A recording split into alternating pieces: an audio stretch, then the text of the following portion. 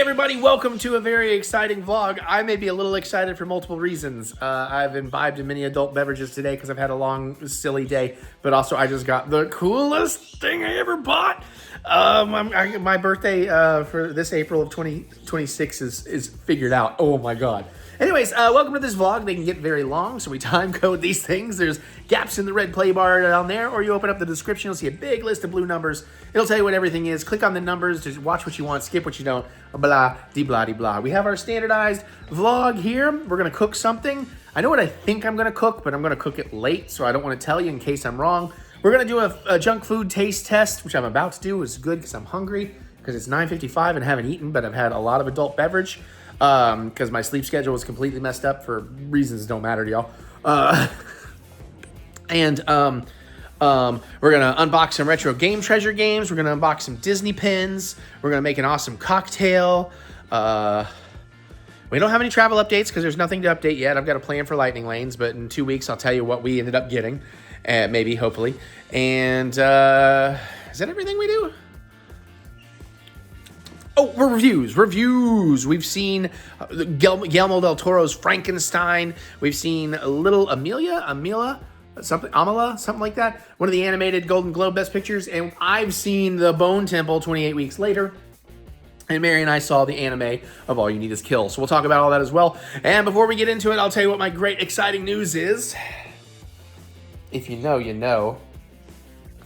Thanks to Peacemaker and James Gunn, I have become insanely obsessed with Foxy Shazam. I mean, look, I wanted all their vinyl. Dad got me one vinyl for Christmas because that's all he could find. It was impossible to find for a while, and he got me a great one. But then, a couple weeks later, I guess their stock just came in late. They restocked a bunch of stuff. So I got a whole bunch of Foxy Shazam albums. At this point, I own every single one of their albums on vinyl except for 3 of them. Unfortunately, 2 of those are the best, but these are still freaking awesome. So, you know, even their latest one and like this one, The Dark Blue Night. Oh my God, this is such a killer fucking album. And I got me a t-shirt. I'm gonna buy so much merch, Mary pointed out. She's right. But I'm so excited. The weirdest part is they are in between a couple of bands. Hail the Sun is headlining. I'm gonna learn about those bands. Anyways, you have no idea how excited I am. I've been bouncing for joy. I came running out of the shower completely naked to find Mary and tell her, because I was jamming them in the shower, and Spotify told me, hey, they got a show near you soon, and it's on a Saturday, so we're gonna take a weekend and go up to Louisville, and Dad's probably gonna go, and we're gonna have some good food, and if he doesn't go, that's fine. We're still gonna go and have some good food, but I'm very, very excited. Okay, let's get to the vlog. Hey everybody, welcome to the cooking segment of the vlog. We are making something pretty tasty. Seems kind of simple, but also too, oh my goodness, I just realized my dinner has splattered all down my shirt. I don't know if you can see it. Some sauce and some pico out of a burrito that I made, homemade. Where was I? I'm gonna clean this off. So we're gonna make something awesome that we're not making tonight. It is January 19th, 2026. It is 8:19 already. Crap. I'm very far behind. Shoot, man. I'm still gonna do like video games and stuff. How did that happen? I don't even remember anything ever squirting out of one of the burritos. I'm getting much better at rolling these suckers, man. And now I can't tell what's art on my shirt and what's... All right, I think we got it. Anyways, it's gonna be a really delicious thing, but we need to prep a couple of sauces and we might as well prep a seasoning the night before. I'm cooking tomorrow. So tomorrow, what you'll be seeing us make is we are going to make a flank steak with chimichurri, grilled flank steak, well, pan-seared flank steak with a homemade chimichurri. We are going to also make French fries from scratch. That should be interesting. We're gonna season those in a pastrami seasoning, like what you put on a pastrami rub, sort of. And we're gonna make a nice Thousand Island, not dressing, but Thousand Island aioli for dipping them fries in, or maybe squeezing over it. We'll decide that all tomorrow. But tonight, it was suggested you make the chimichurri the night before. Let it sit for a day, it'll taste better. Same with the Thousand Island, and I thought, well, I might as well make my spice rub while I'm here. Because that way it'll make tomorrow a lot easier, just have everything ready to go. So I've already prepped some garlic. We have a lot of different ingredients here. And before I push down, yeah, I need to hide some personal information. Danger of keeping my mail right here. There we go. There we go. Okay. Also, I've had some tequila, and I'm about to have some more. Let's start with Thousand Island, right? Let's just, well, I don't really have everything over here for it. All right, garlic is for the Thousand Island and the chimichurri. Let's make the rub. The rub's gonna be the easier thing to start with. I got me a little bowl here. I'd already peeled my garlic, if that's what you're, in case you're wondering. So again, I'm using an actual pastrami rub here. We're gonna mix in some additional things. Now in a pastrami rub, they tend to there's black pepper, but it's like you want peppercorns and ground black pepper, coriander seeds and coriander powder, things like that. We're not mustard seeds and mustard powder. Since these are gonna be a fry seasoning, we're not gonna do that. So we're gonna kind of fudge the numbers here a little bit, and we're gonna be adding salt into this. So it should be one perfect seasoning, ideally. Never done this before. It's inspired by a restaurant I really like in town called Maletta. They do these beef tallow fried fries and a pastrami rub. Really sounds good, so I thought let's mix that together. So this would take 2 tablespoons of whole black peppercorns and 1 tablespoon of fresh ground black pepper. So we're just gonna ground a crap ton of black pepper in here and see what we end up with. Using this just as a visual marker, visual indicator. This is gonna be a lot. It's gonna take a minute. That might be a teaspoon. Maybe I should have counted how many grinds.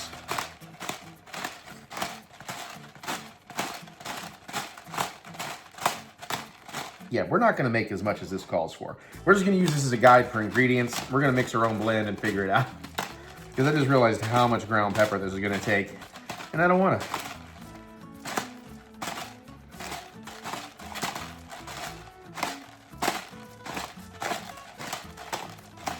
I mean, because let's be real.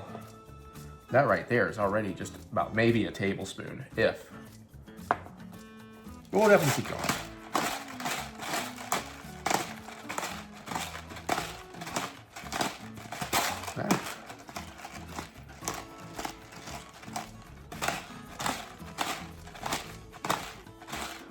Okay.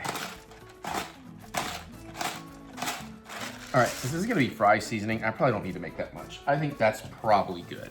I'm gonna use flaky sea salt, since that's typically how I like to deal with my fries. If I can get to it, what the hell? Why can't I? Okay. Who rearranged this, man? Oh, actually, Mary did. I've got room down here. I could just put the sea salt back. All right. I like a lot of salt in the fries, so.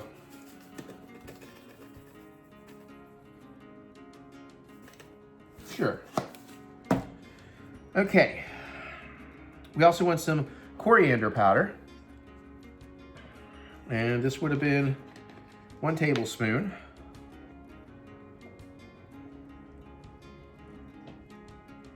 That's probably good, considering we didn't do the quite 3 tablespoons of black pepper.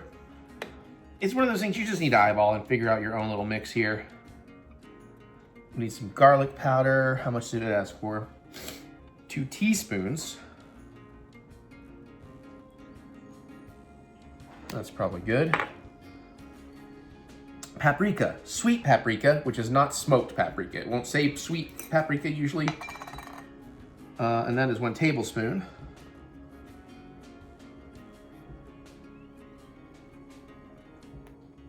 Sure. 2 teaspoons of, oh, we already did garlic powder. 2 teaspoons of onion powder.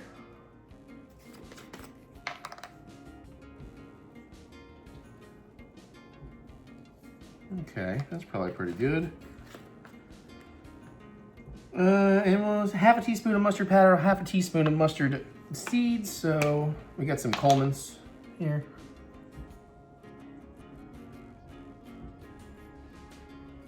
Sure. And a tablespoon of brown sugar. It does not suggest which type of brown sugar. I've got some leftover light brown sugar that is fresh. It's from all those pecan pies I was making. I don't know, we're gonna put a little in here. Ooh, that is way too much.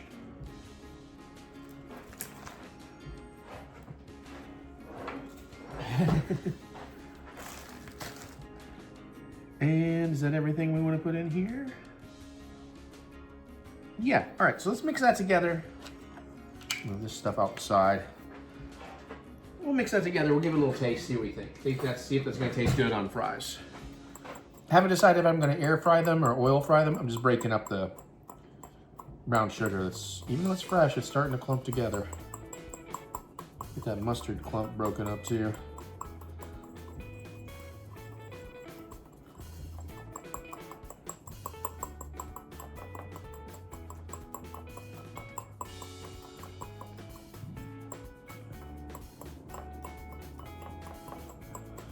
Kind of shocked how clumpy that brown sugar has gotten. Maybe we should have vacuum sealed it. And we're gonna taste this in a minute and just kind of get a sense of it, and if we need to adjust for maybe some extra salt. Of course, we might just hit the fries with some extra salt before this seasoning goes in.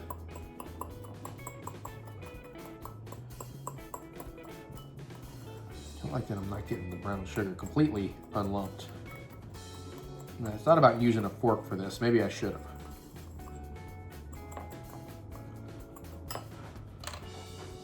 We can still do that. Oh, that seems to be much more effective.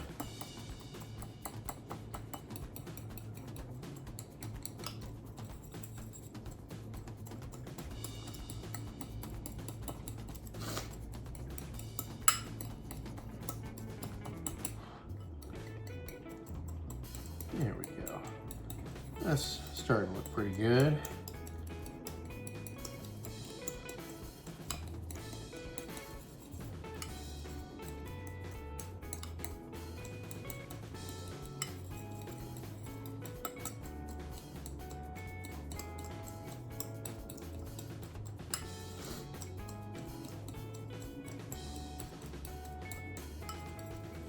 Okay. Let's give that a little tasty test. See if we think it needs anything.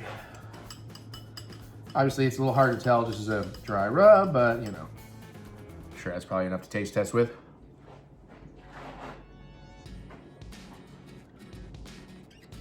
Oh, yeah.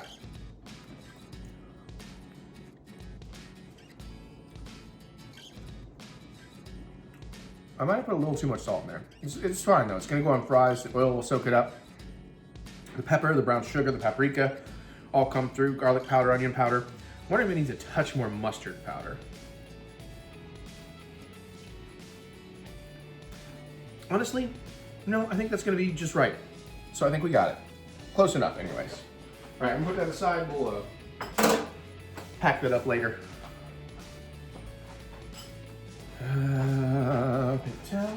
Let's work on the Thousand Island, then we'll make the chimichurri.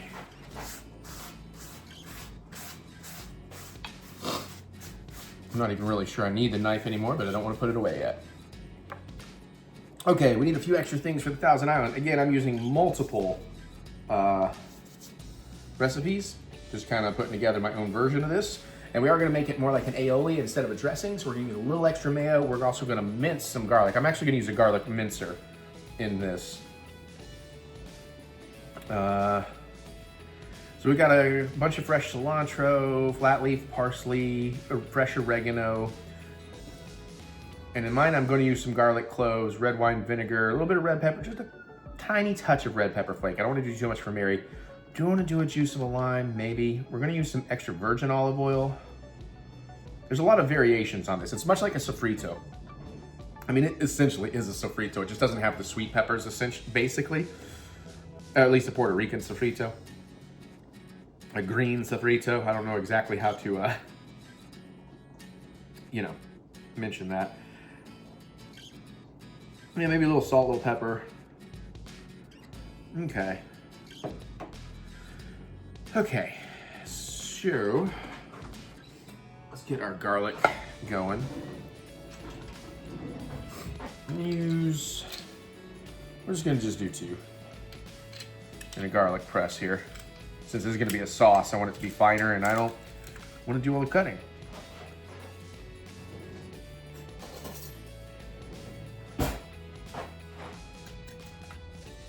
Then of course you're gonna have mayo, ketchup or sweet chili sauce, pickle relish, Sweet pickle relish, that is, to be clear.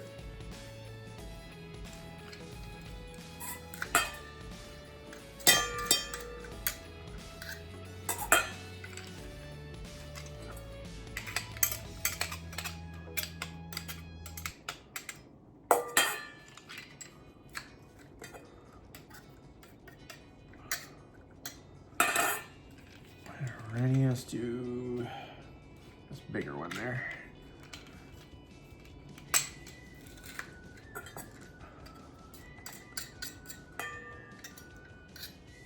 I also kind of like the idea of if you actually have some like chunks of pastrami, you could do this aioli and the fries and the seasoning and the chunks of pastrami. You'd kind of almost be making a poutine. Maybe even throw a little sauerkraut on there. Cheese sauce would be interesting. Maybe I'll do that for myself someday.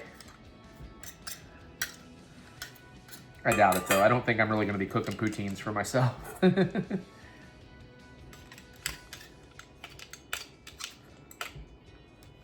Okay, I think we've just about got what we can out of this, and I'm gonna say that's probably plenty of minced garlic. Get some more off here that we've...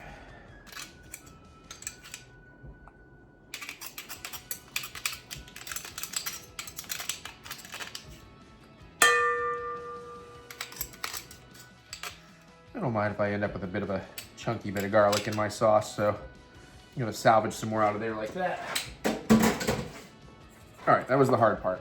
I think that's like the hardest part of what we have to do here. Let me get my brown sugar out the way here. Go back up there. Okay.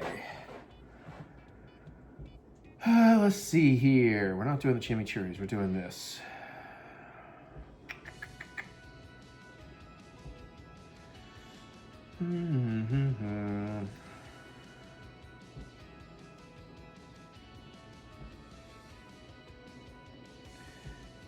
I don't want to do that version.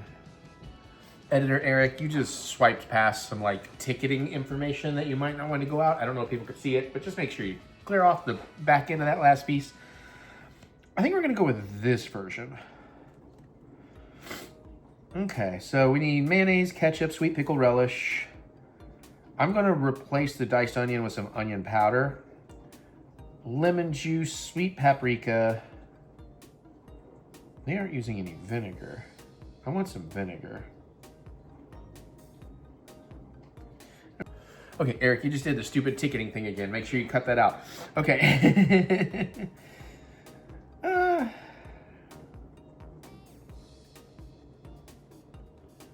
That's weird. That one doesn't have any ketchup in it.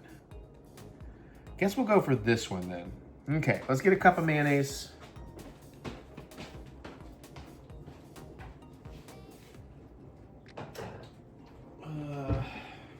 Got a fresh boy here. Yeah.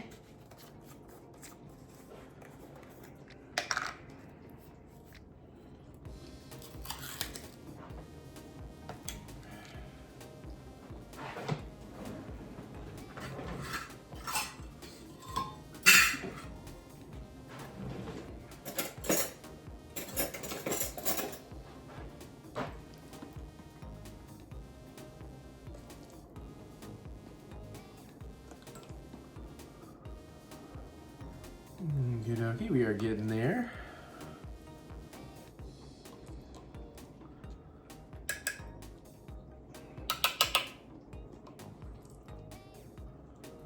I don't mind if we're making a lot of this because I have some just personal fun plans I can use this for in the future. And honestly too, because we're going kind of aioli style, I'm gonna go a little extra heavy on the mayo. Just keep it a little bit thicker. We may end up adding some more back in. We'll see how it goes.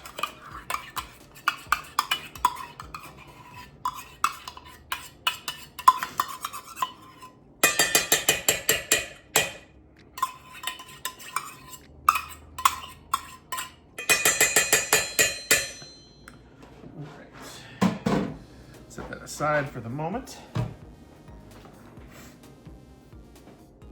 Quarter cup of yellow onion. Since we don't have onion going on in here, we're gonna do some onion powder.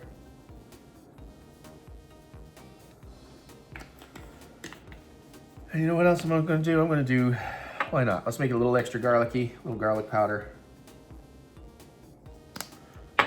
And I know some recipes call for this. Oh yeah, this one actually calls for some sweet paprika, so let's do that.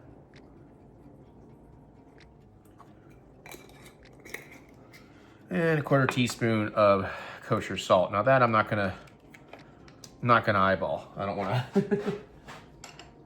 I don't wanna make it overly salty.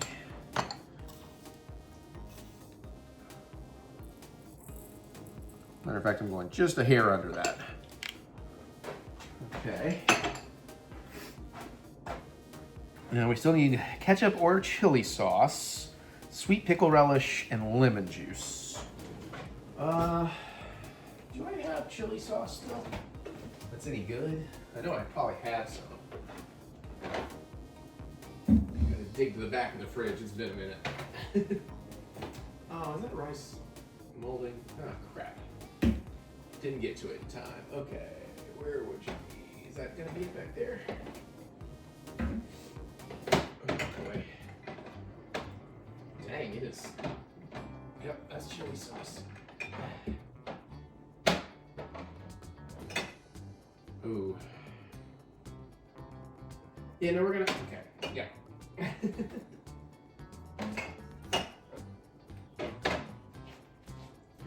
We're gonna go with ketchup. Our chili sauce is pretty old. It was Best Buy like somewhere April 20 of 2023, so.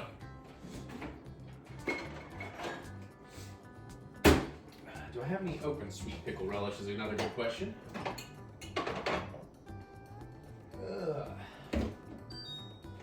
That's dill.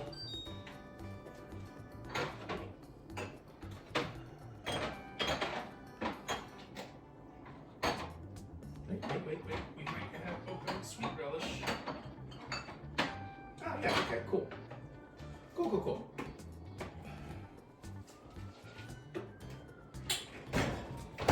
Sorry, this is usually why I mise en place. Sorry about that. But I got some, there we go. Some sweet relish that's still good. How much does it recommend in this? 2 tablespoons, huh? Let's see what we're working with. We might make it a little extra pickly.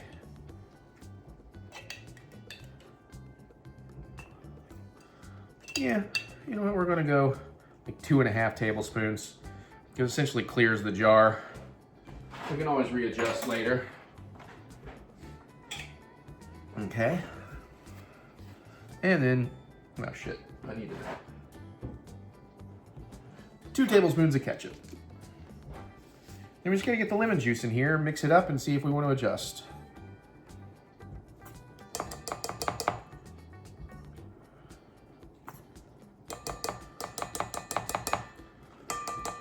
And it's only like a teaspoon of lemon juice, okay.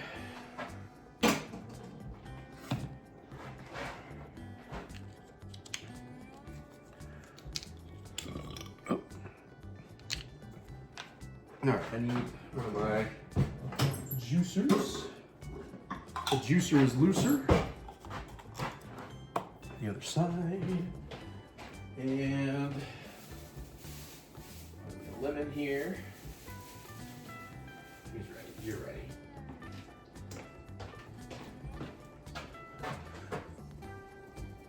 Smoosh it up a little bit for the sauce, the juice.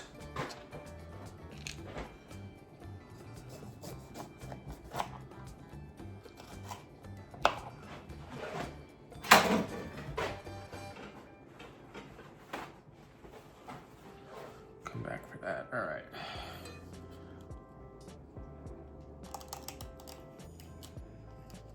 Ooh, splattery. Oh yeah, we're getting a ton of juice out of here. We might use lemon juice instead of lime juice in our chimichurri, just to save it. We'll figure that out as we get there. Alrighty. Juice the hell out of that sucker. Oh yeah, we got way more than enough here.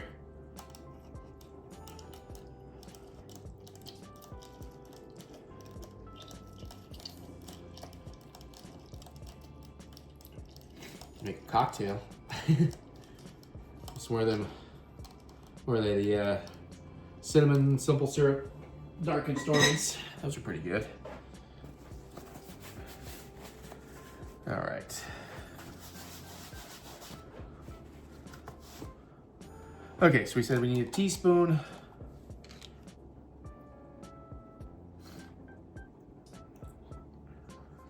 Don't you be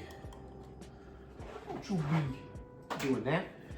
Okay, let me put this ketchup away and then we'll mix and we'll see what we got.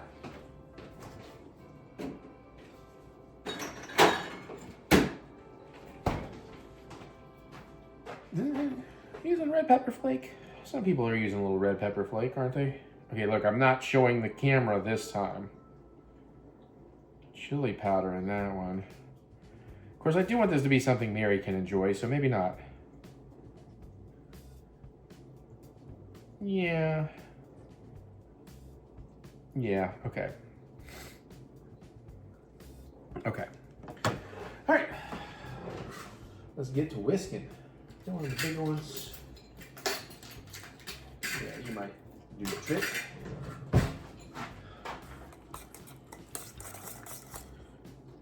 What the hell is that? Oh, garlic probably.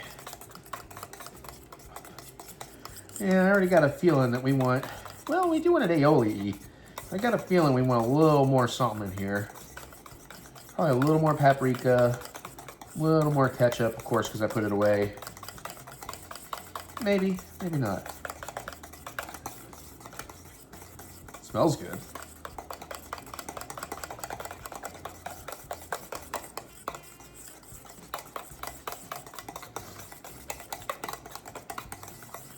All right. Now is the part I know. Okay, sprockets where we taste.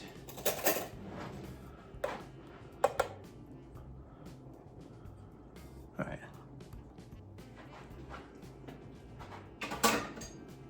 It's pretty mayo-y. It's not bad. I'm definitely gonna put some more paprika. I definitely want a lot more garlic powder because I want more garlic. That garlic's not really coming through. It'll probably come through more once it sits. I don't want this really garlicky. Maybe a touch more coriander.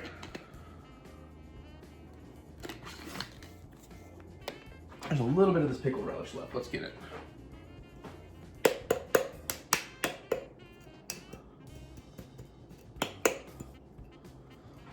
And a bit more ketchup in there. Yeah, the garlicky aioli part seems to be working. Well, that's probably pretty good.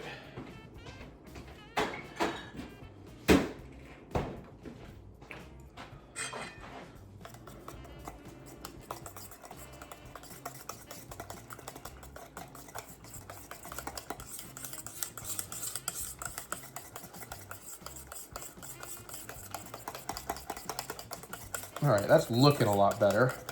I still want to touch more lemon juice in there.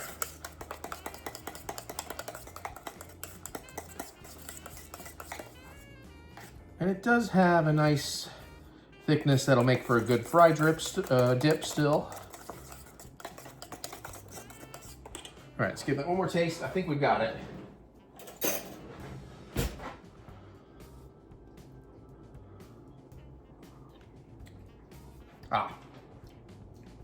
Yeah. Yep, that with the pastrami fries, that's gonna be dope. There we go, we got that.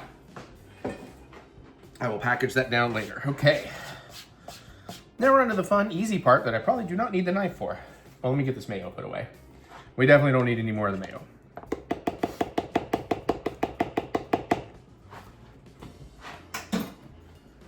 Just don't need that sitting out any longer than it needs to.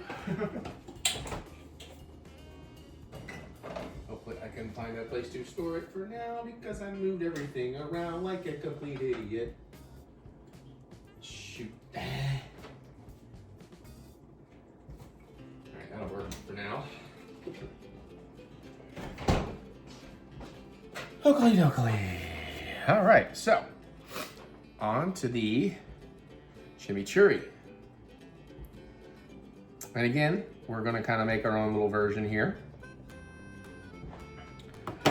This version calls for a cup of fresh cilantro, half a cup flat leaf parsley, chopped, a quarter cup fresh oregano, chopped, garlic cloves, minced, quarter cup red wine vinegar, 3/4 tablespoon of red pepper flake and the juice of a lime, half a cup of olive oil. I have a couple versions here. Let's see what else. This one's a cup of parsley, tablespoon of oregano, garlic cloves, red pepper flake, red wine vinegar, salt, black pepper. Yeah, but I want a cilantro-y one. I know that's not for everybody, but I want a cilantro-y one. So we're gonna use a whole bundle of cilantro. We're gonna take the stems off. We're gonna use about half a bundle of flat leaf Italian parsley. Take the stems off. I guess I am gonna have to pick through here for some of the good oregano. Let's start there. Does this need washing, by the way? Probably. Wash before use, okay. Well, we're gonna go ahead and sort out what we want first. Actually, let's not even do that just yet. Okay, I do have the food processor set up over here. You'll see that in a moment. But I'm gonna go ahead and get my garlic just kind of rough chopped and thrown in there.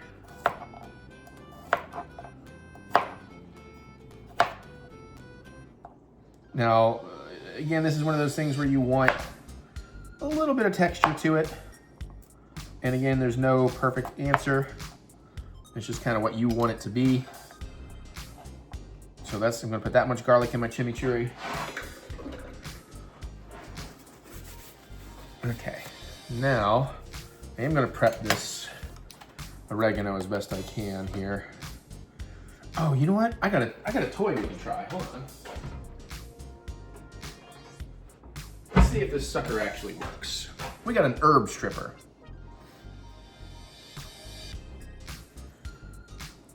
That's gonna be too much already. Let's go here. Yeah, let's see if this actually does the trick. Am I doing it backwards? I think I'm just doing it backwards. Is that the problem? No, that wouldn't make sense. It has to go that way. Let's try the bigger hole. Or maybe you shrink it down.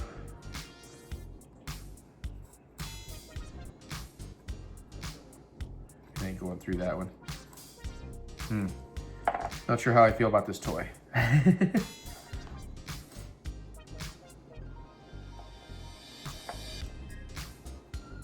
God, hardly does anything. All right, maybe this toy was a bit waste. I can get a little more off here. Let's do that. Basically, I'm just gonna get as much of this oregano as I can. Some of it is rotted. We were kind of lacking for choices at the grocery store this week.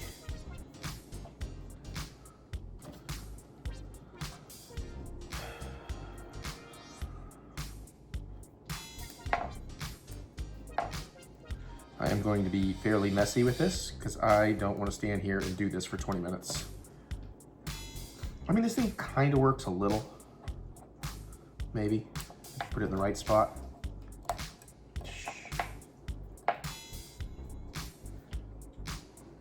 A lot of it's going to get got in the food processor, I guess.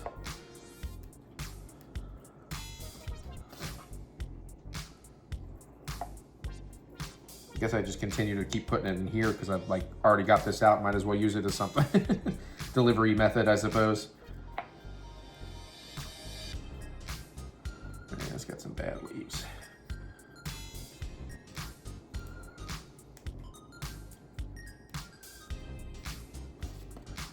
I mean, we're getting there. This isn't taking all that long.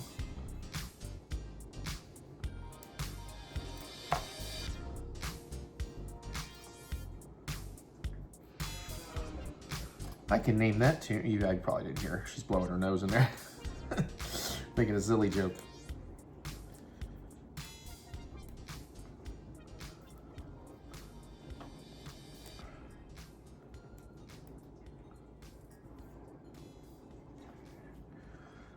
Alrighty. We will run, I'm picking around the bad leaves here. We will run this like on a strainer to rinse it, since I am supposed to wash before use.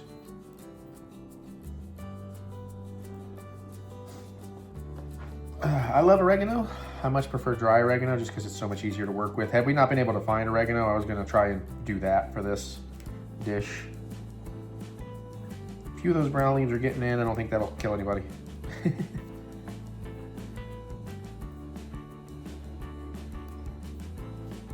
Who knew? We're almost there. There's only a few sprigs left. And the cilantro and parsley, if you've never seen my channel or never dealt with it, way easier to deal with than this, since we're just food processor tossing it. Which is when it comes to oregano, you don't want to get too many of the really woody stems.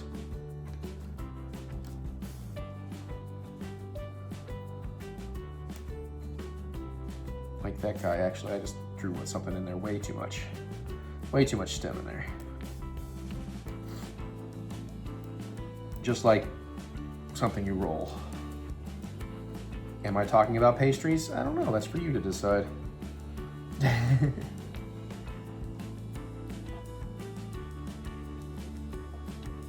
Okay. Yeah, we're practically there.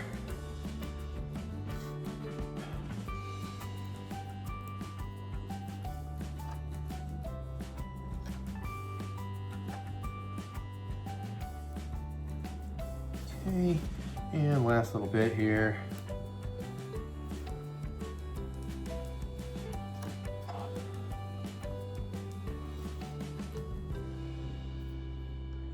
All right. Okay, I'm gonna bring the camera up. I'm gonna rinse this, like I said, and throw it in the food processor. Try to get away with using, can I get away with using this tiny boy? Probably. No, let's not use the tiny boy. It's gonna be too tight. Medium boy. Dump all that in there.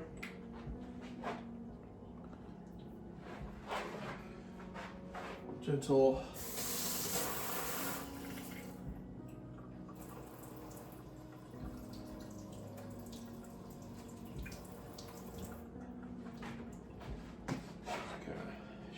Shake the extra water out. Try not to lose the oregano itself.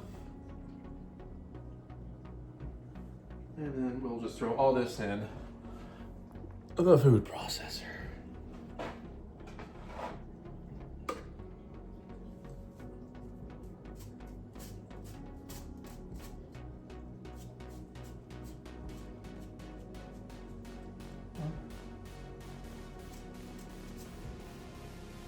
Good enough. All right. And now I've got, oh, that's my parsley, that's what I thought. All right, now I've got a big old bundle of cilantro.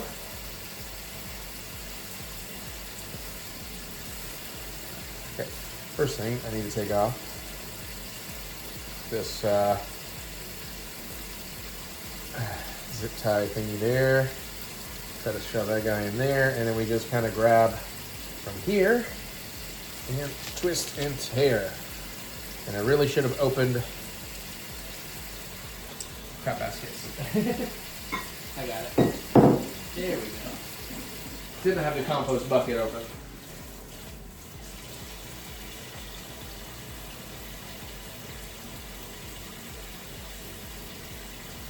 Okay, rinsed it out, squeeze out as much of the water as I can. We're gonna layer that around.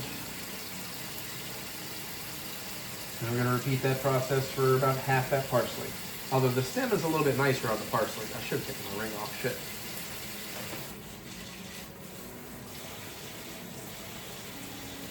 Oh well. All right, same deal with the parsley. I gotta take the thing off.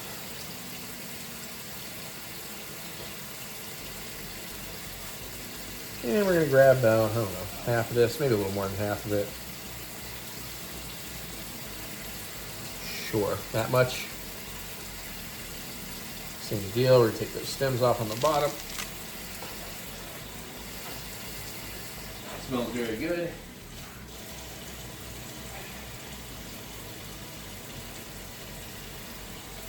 And we mix in the parsley.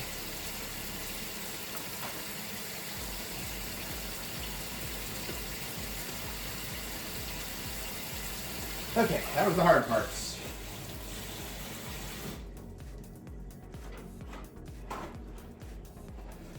Okay, we put this other parsley away and then figure out what goes in next.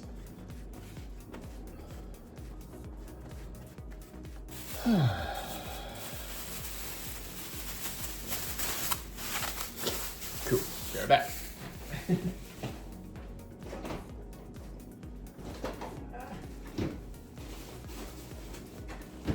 Okay. What else?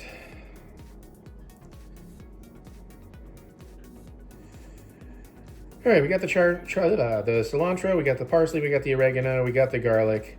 Need the vinegar, the red pepper flake, the juice, and the olive oil. All right. So it says juice of a lime. I'm just gonna put this whole lemon in. Some recipes call for lemon juice, some recipes call for lime juice.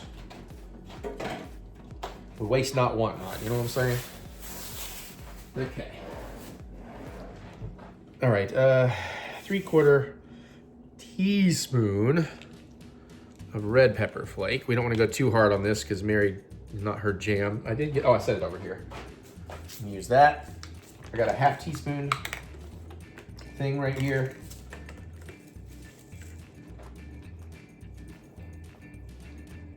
And we'll just do, maybe about half one of those.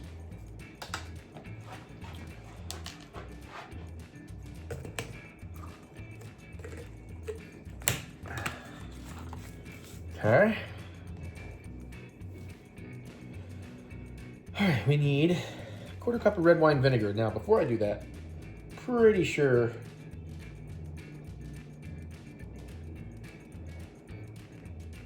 just want to make sure the order of putting stuff in here.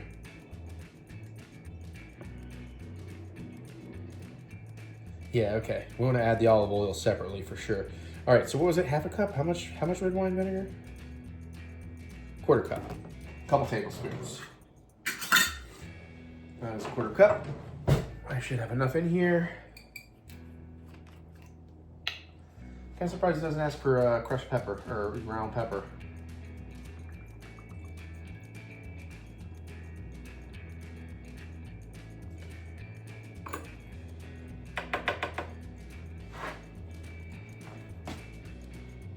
Okay.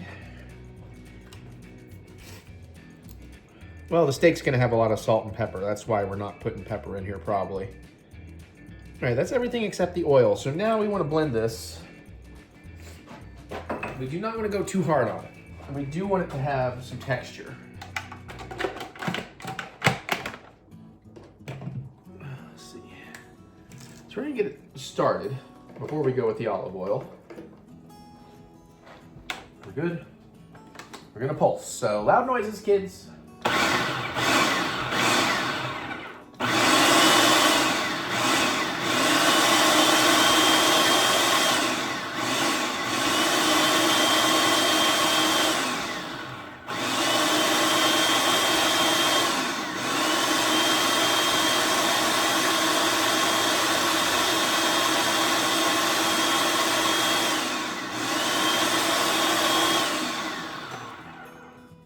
Good start, because like I said, we don't want to overdo it. We don't want like a completely pureed mess. We do want some vegetal texture,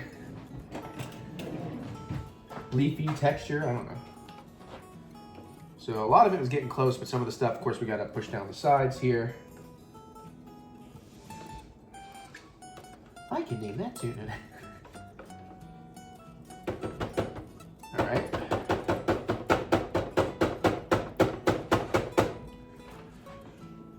Okay, let's give that a little bit more work and then we'll get the oil in.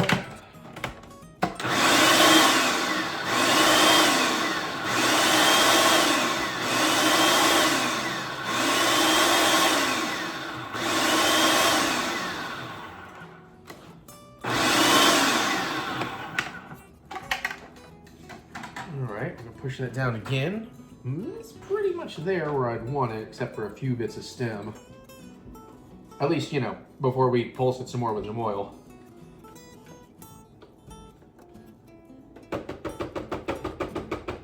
Some recipes ask for regular olive oil, some recipes ask for extra virgin. I'm going to use the EVOO, 1/2 cup. but we don't want to do it all at once.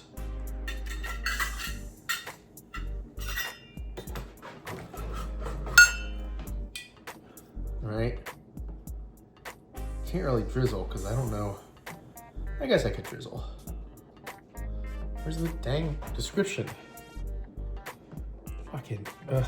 I hate how internet recipe culture has to work. Oh, it does say throw a little salt and pepper in there. I'm gonna put a little salt and pepper in there, not a lot. Because again, we're gonna aggressively season our steaks tomorrow. Or steak.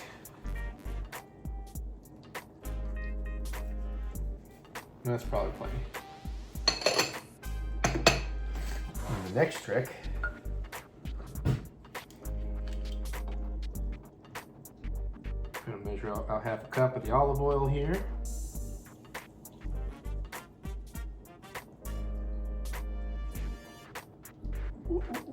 Okay. All right.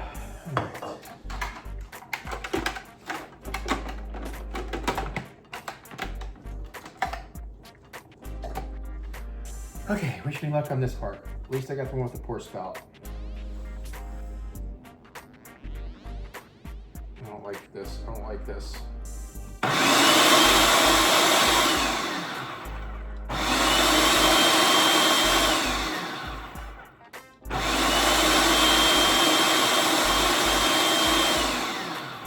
It is working though.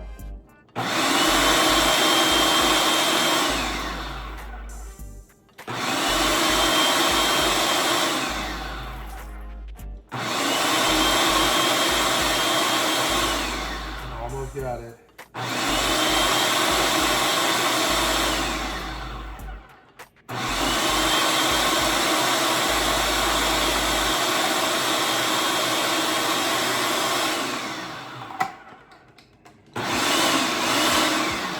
Okay. Looks very oily. We're gonna let all that drain down the sides for a few minutes. That does look very oily.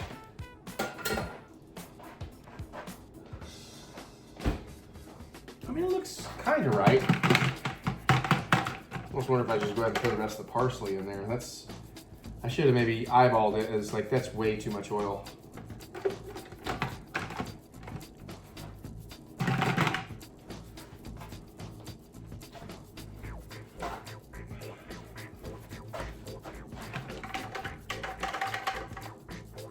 All right, let's give that a little push down. We'll give it a taste. We'll see what we're working with. I mean, it's not terribly over oily, but it's definitely, we probably could have done half that amount of oil. But the way I was doing it, I couldn't really keep my eye on it. This is my first time making a chimichurri. But again, I know it's very similar to making that green Puerto Rican sofrito, so. Yeah, it looks mostly pretty good.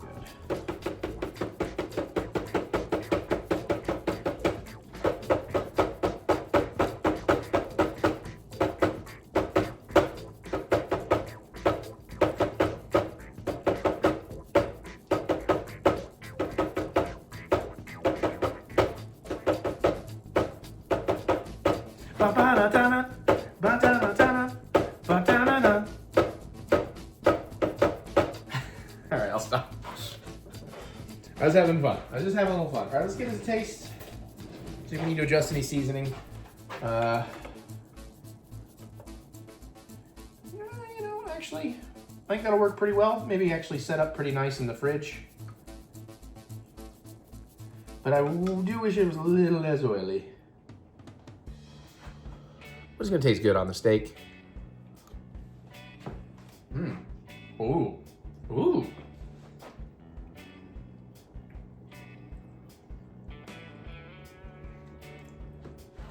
Oh, that's awesome. Oh. That red wine vinegar and the lemon juice play together fantastic. The garlic's nice in there. Just a nice, just little touch of pepper and salt. The lemony parsley comes through, the cilantro comes through. That's some good stuff. All right, now I just gotta refrigerate it, and we'll come back tomorrow and cut some fries, and I assume blanch them and probably oil fry them and heavily season and grill up a steak. And we'll put it all together and hopefully it's awesome. See you tomorrow. Okay, welcome to tomorrow. It is now January 20th, 2026. It is 6:26 p.m. and we've encountered a small problem, so we do have to make a bit of a change, unfortunately. It's fine, it's gonna make it easier for me. I was looking in, I should have done my research on making fries from scratch, and for the most part, I need way longer to let my fries sit in cold water and de-starch a bit than I have to give at this point. Also, we did not have the right potatoes, so I would have had to gone out and bought some. So we're not gonna be making French fries from scratch. I apologize if you're looking forward to that. I mean, it's basically just cutting potatoes and then letting them sit in cold water for anywhere from half an hour overnight, depending on what recipe, and then doing a couple batches of like you fry and then you fry again kind of deal. So I'm not really gonna get that, but what we are gonna do is we're gonna go to the old trusty Mary stopped and picked up because I didn't have these. Because I'm going for like a steak frites thing here. So we got the fast food style French fries. We got the oil, peanut oil going in the fryer over here. We'll get that up to temperature in a little bit. We got our seasoning ready over there. I got a whole fry station ready to go over there. We'll get to that. But now we are going to prepare our steak and make it. This is gonna be pretty simple as well. I got a 1.68 pound flank steak, and this shit is expensive. It was like 22 bucks or something. Yeah, 22 bucks. And then I almost, I thought about getting a 2.5 pounds. I didn't think this was much, although it's plenty. And a 2.5 pound was almost $40. So I was like, yeah, no, I'm good here. Not very happy with that. We're gonna generously season this in salt and pepper. We're gonna put a little oil in this giant heavy bottom pan. It's the best I've got. Really should have a cast iron skillet or something. But this, this will work. We're gonna heat that oil up on high till it's almost smoking. Then we're gonna get our meat in there. And since this is about an inch thick, oh, this, yeah, it's pretty consistent all the way through. A little fattier on this side. We're looking for medium rare. So at about an inch thick, we're gonna go 4 to 5 minutes on each side. Then we gotta let it rest under a foil tent for like 5 to 10 minutes. Then and while that's resting, we'll make the fries. We'll toss them in our seasoning. We'll prep our sauces, and then we're good to go. So it shouldn't take too long here. So let's get on this first part. Now I have an idea here for how I wanna season this, because I know I want this like heavily seasoned, and I don't wanna like deglove, reglove, blah, blah, blah, blah, blah. So I'm actually gonna lay down a big pile of seasoning.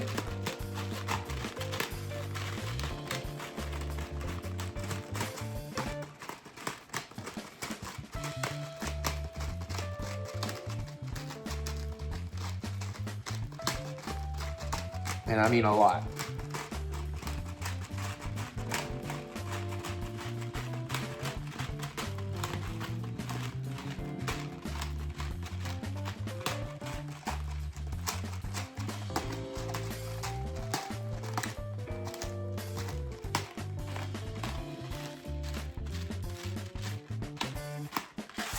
All right,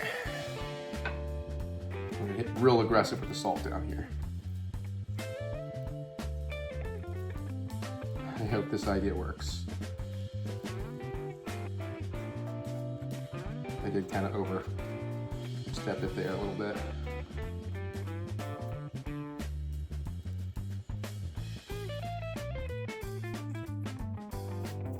Lots of salty goodness. And we're gonna salt the top and season the top pretty heavy too. All right. All right. This is gonna work because I'm hungry.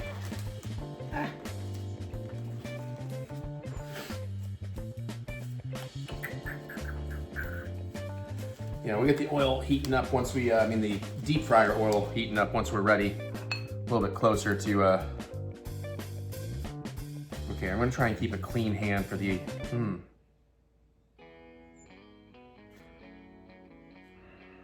I may have already screwed myself up here for ungloving and regloving.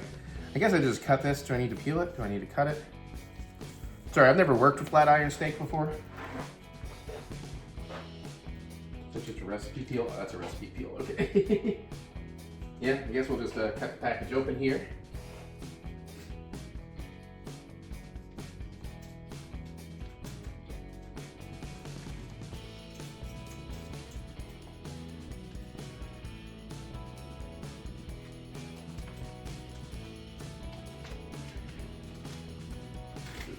going easily. No, that kind of works.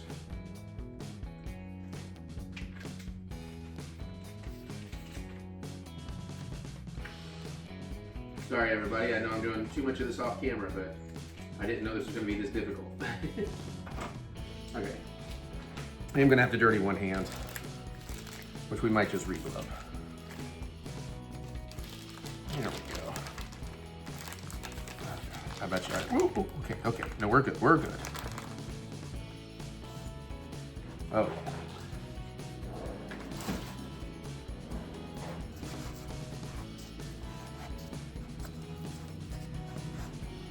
Oh yeah, that's working pretty good. We will turn it over and re-season it in a bit. Okay, I did not touch the meat with the other hand, so I can work with that.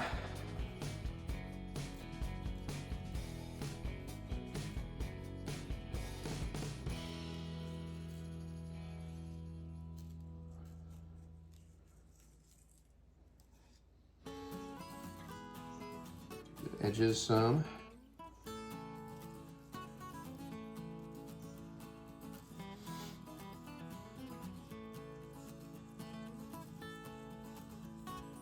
Looks pretty good.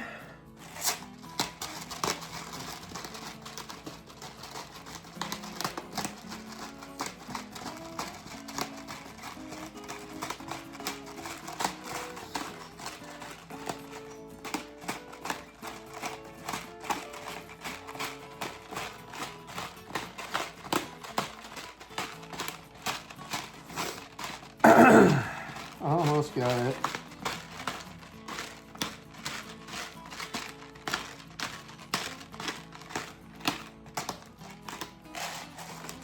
That is looking like a pretty thoroughly seasoned steak. Let's get this all kind of worked in and patted in. Get as much of that seasoning in there nicely.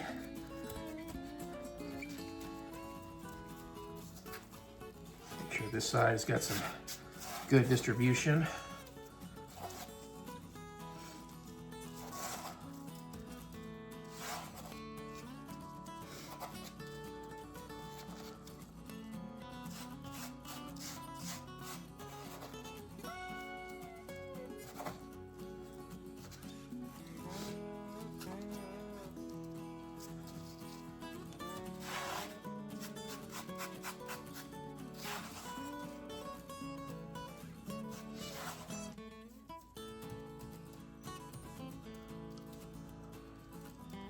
I honestly use a little more. There's a couple of bald spots I'm not loving here, other than my own. Ha!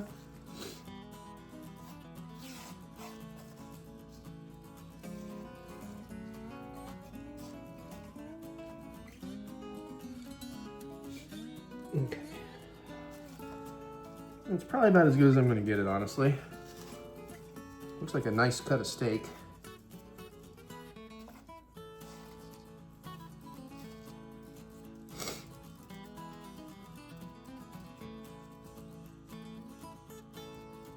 Right.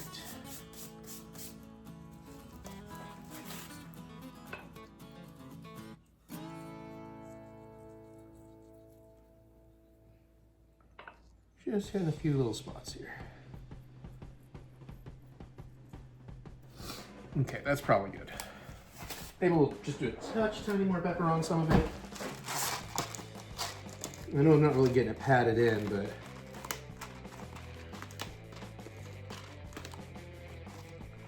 all right, that should be plenty, let's be real. I don't know, maybe it needs to be more. I love a really aggressively seasoned steak.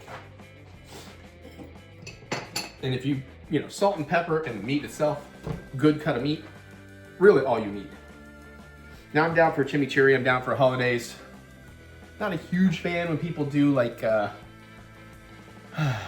pan sauce out of it, like a wine deglazing, demi-glace, that kind of stuff. Not a huge fan of that with my steak. Okay, let's get about a little oil going on in here. Ooh, pardon me. We'll probably use a little bit more. There we go. Actually, it's probably time to clean the oil and refill it. Gonna get my pan a little coated here, particularly where the steak is going. Interesting they say oil. I was just going by their recipe, but I was like, well, I guess you'd burn the butter. I guess we could always baste in butter later, but this is not a filet mignon. This is a Pilot Light that won't strike. My favorite. Woo! And high heat. All right, baby. High heat. Here are my big boy tongs. Yeah. So let's see here. We'll use that, and we'll use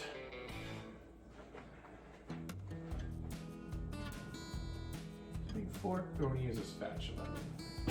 Use a spatula. I'm just trying to prepare for how I'm actually going to flip this sandwich. That's my plan there. Oh, and I should get, in the meantime, I should get an apron on, and then we're going to want to pull up my exhaust thing.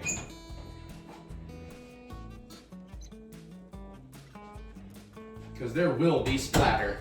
Oh yes, there will be splatter.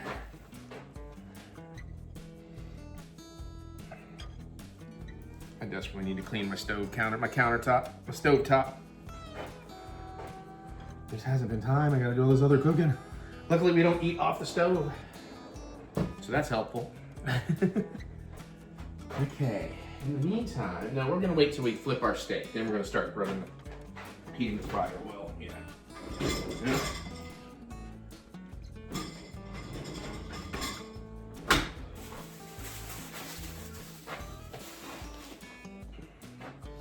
It does look pretty good.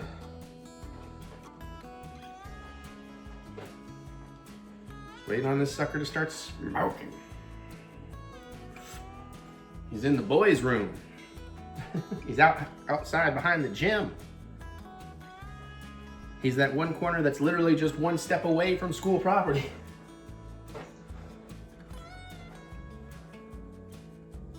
I'm just being a silly guy. How are we doing out there? Okay.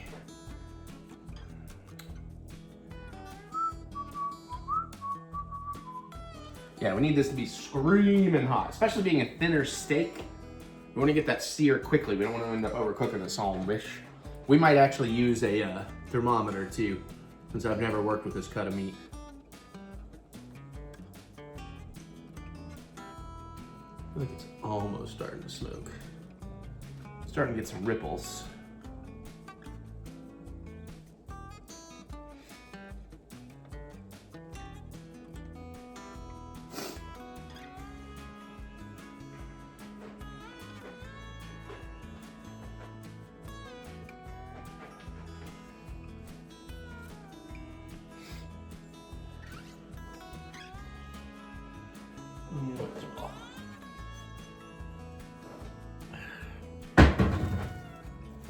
I know. I just like using gloves.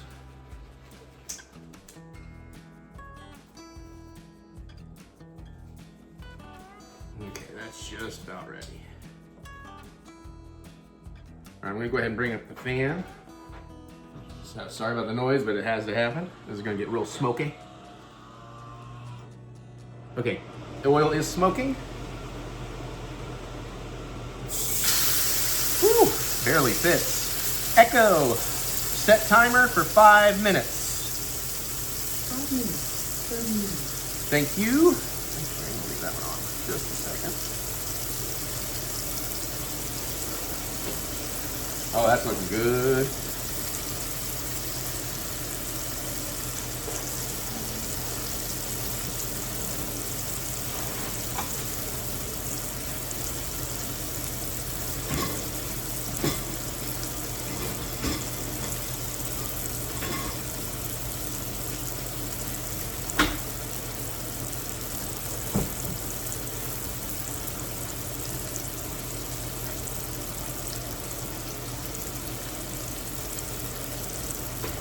Not quite as splattery as I expected.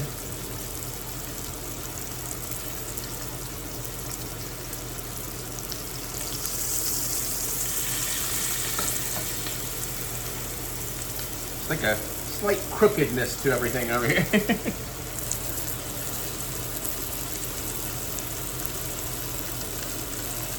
All right. Is this plate big enough to hold that for resting? It better be.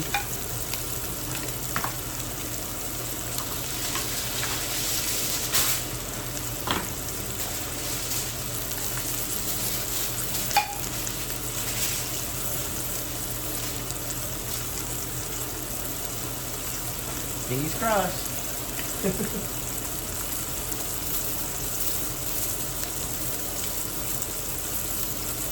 Okie dokie. Oh, that pastrami seasoning I kind of blend I put together yesterday. I have an idea that might go pretty good seasoning a burger, and then you hit that burger with some like Swiss or provolone, a little of that Thousand Island aioli I made, maybe even some sauerkraut. Probably pretty great.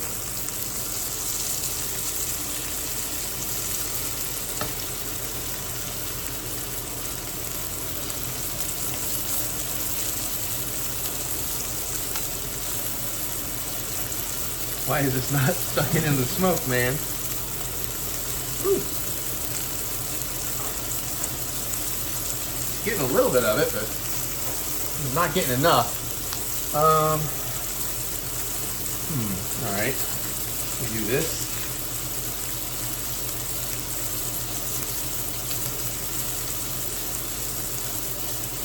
I'm just trying to blow the smoke into the exhaust.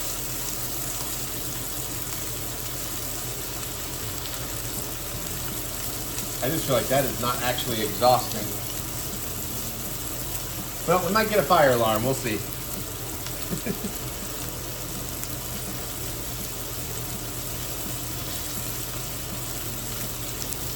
Like 2 more minutes.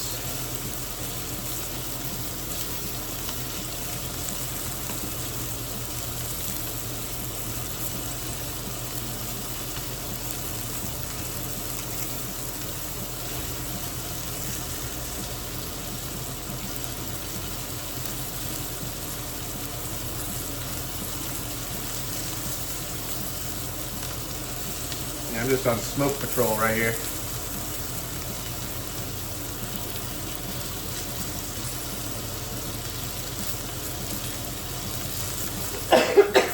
Excuse me. Crap. You know what? I thought about this earlier, everybody. You only missed like a minute. My camera filled up. I really thought about fixing that earlier today, and I did not. All right, we got 18 seconds till we flip.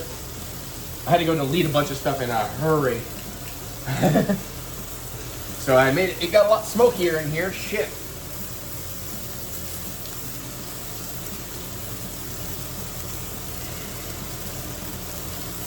Whew. Echo, dismiss. See if it's ready to. Oh, this is gonna be good. All right.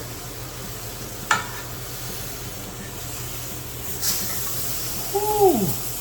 Oh, that looks lovely. Echo, set timer, 5 minutes. 5 minutes. 30 minutes. Yeah, I know, man. I feel like the exhaust fan is not working or something. Well, have you noticed how hot the freezer is? Yeah, that's probably what I was thinking. I was telling you the other day, probably. Yeah, no, I'm with you now. Plus, I've never made a steak like this, and it's on high heat, so it's searing quick and fast. Yeah, you can do that in a second, because that would probably be smart. But just kind of help. Don't put it over or at the steak, but just try to help push some of that. Well, I need to do something over here. We need to get our oil running. Thank you, my love. You're awesome. On, and then we go all the way 375. I'm not mistaken. I'm ready. Okay, thank you. Yeah, you should probably get the shark thing. Our air pure filter thingy, we've been playing with it in different rooms.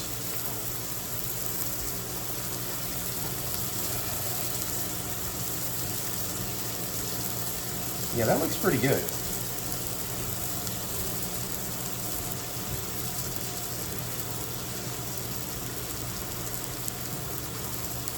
Trying not to introduce a breeze into the steak though.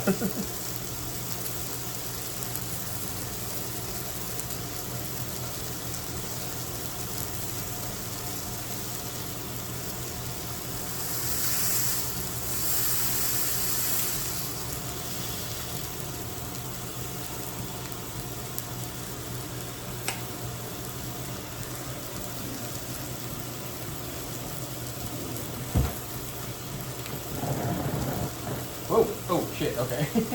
I also do not want to put out the fire underneath while I'm looking away at something else.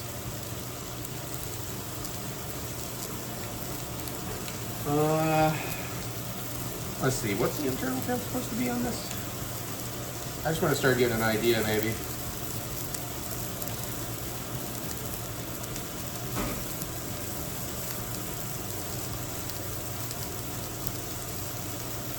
So we're looking for about 125 to 130 because it'll continue cooking and get the rest of the way in the resting. I'm sure this is not near there. I just want to see how close we are. Oh shit. Yeah, we're only at like 83 on that side. We got a minute. And it's starting at 0%. Oh.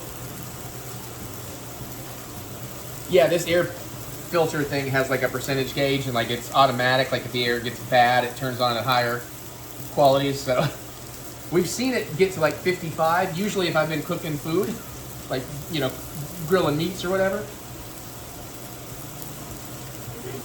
Oh, right now it's at 0. Yeah, that's what I was getting to. But you made like a blowjob looking reference. I'm like, what are you talking about? It turns on when there's a blowjob. I was like, what are you doing with that? I was making it very Yeah, but you were like, emphatic 0. but you did, it looked like this from here. I didn't have it in front of my mouth. I know, but I'll have to show y'all what she was doing in a minute. Ooh.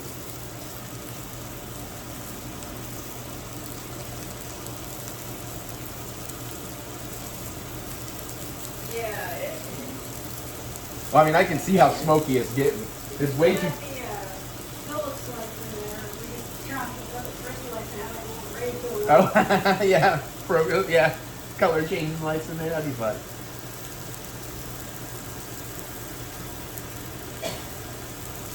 Yeah, we may actually have to open a window as cold as it is.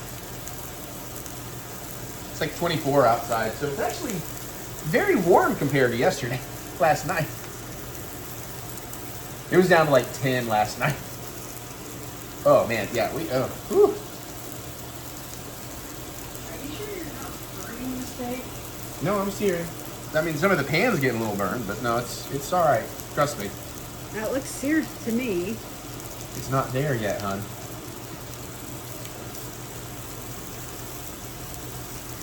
Okay, you're confusing searing with cooking. I'm not. I'm just saying, like the top is seared, yes. The bottom.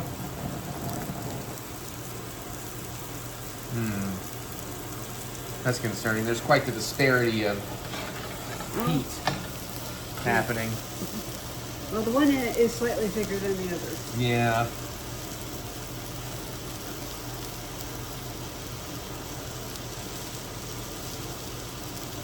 Let's see what it is right in the middle.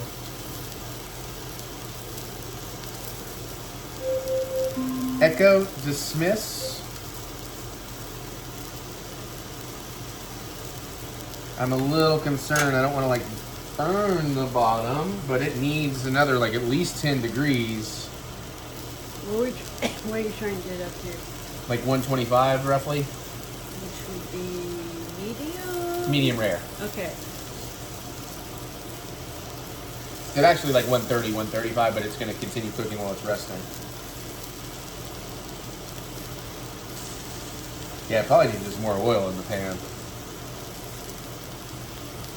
Or butter or something. Well, that's more for like a filet mignon. Because like everything you're rendering is just burning. I know. It's not a very fatty meat.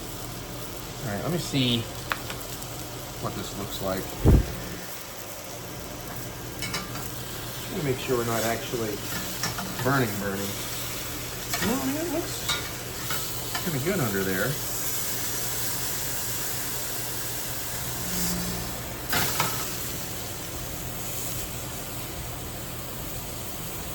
Tiny, tiny bit of char.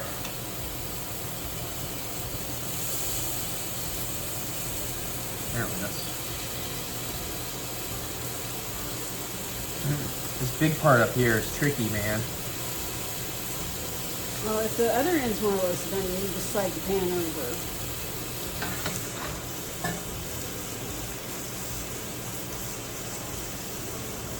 It didn't look like there was that big of a thickness discrepancy earlier.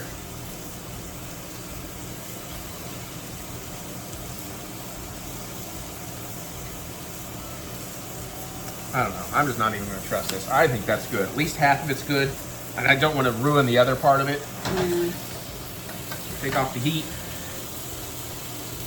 And hopefully carefully transfer this to this plate.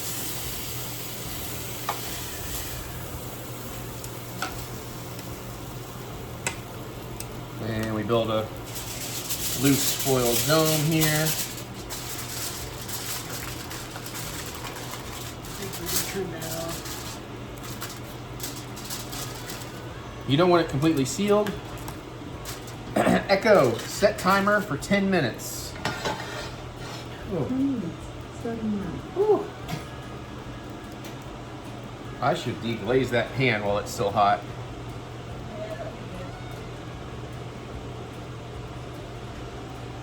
I was wondering if I should like put some red wine in there and what that would do. I do have some red wine right here, but this is really good drinking red wine. Oh fuck. Fuck it, let's try a little, right?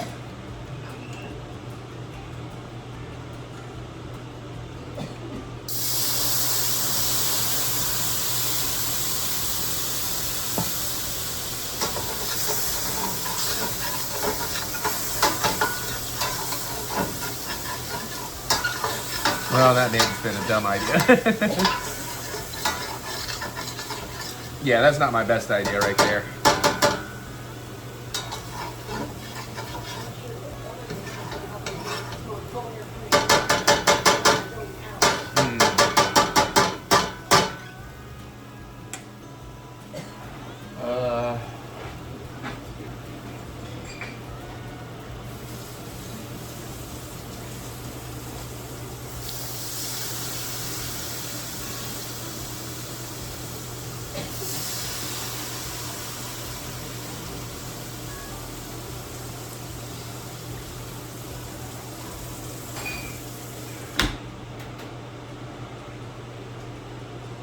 Okay.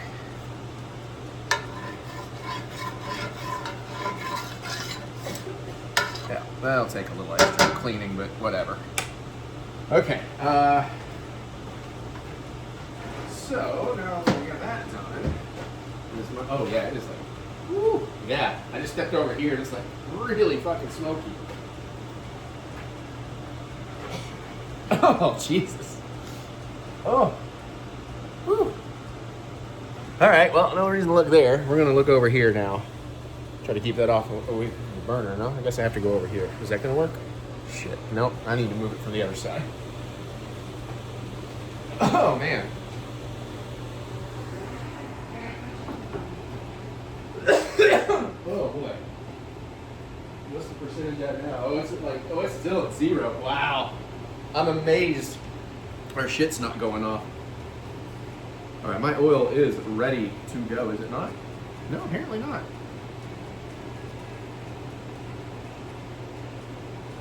That's okay, we don't want to put the fries in just yet anyways.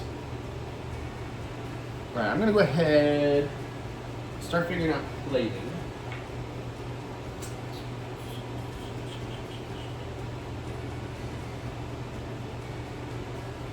Blue and purple, sure.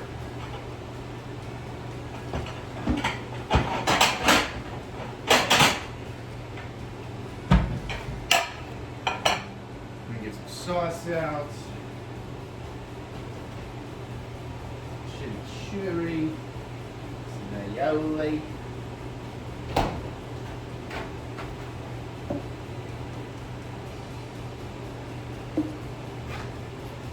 And I wish I had fancier dipping sauce cups. but we'll just use these.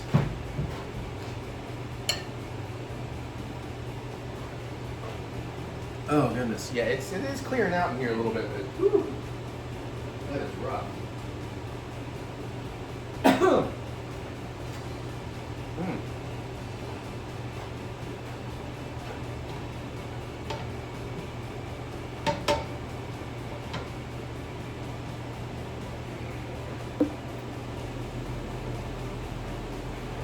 I should probably actually get a cutting board situation back out for this steak.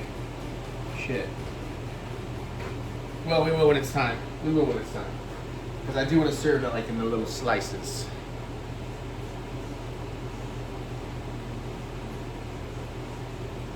Whew. Okay, how long did I cook it? I think it's like 3 minutes. We don't want to overdo it. 1.5 to 3 minutes. We really don't want to overdo them, but we don't want to cook them too soon either.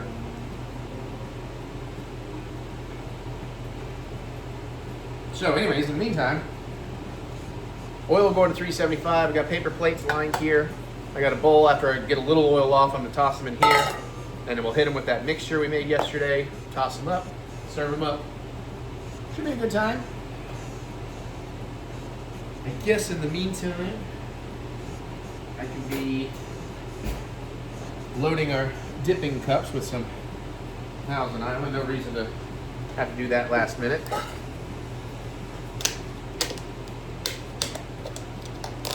Thought about like drizzling and stuff, but I thought it's just, I want you to be able to control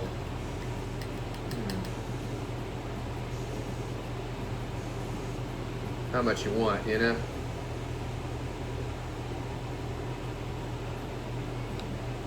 Do a little cleanup work on that one. Yeah, this set up pretty nice. Just, it's like, you know, a little bit thick, which is what we wanted, for it to be more of a dipping sauce.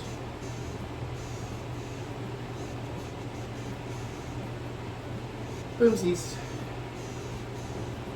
Smells good.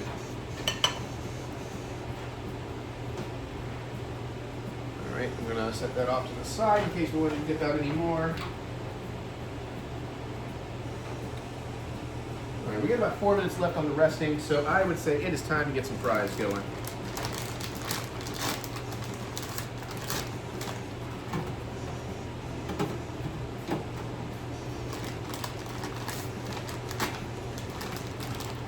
Alright.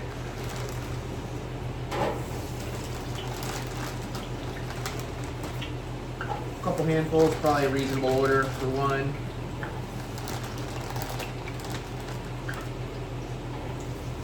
And a few more in there.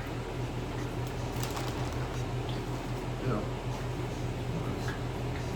Got some green on it. Okay. That's probably fine on the fries.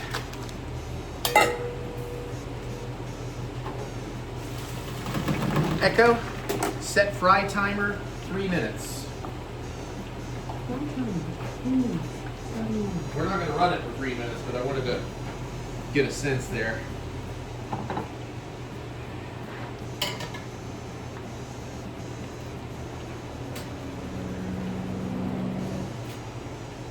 Meantime, I'm just kind of moving this around over here so we can set up a space to work.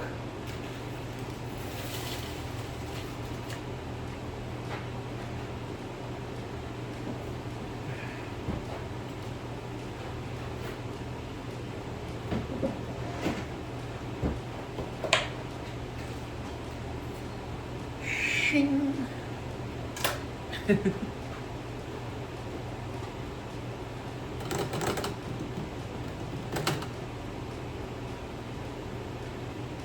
Okay. That's steam, that's not smoke.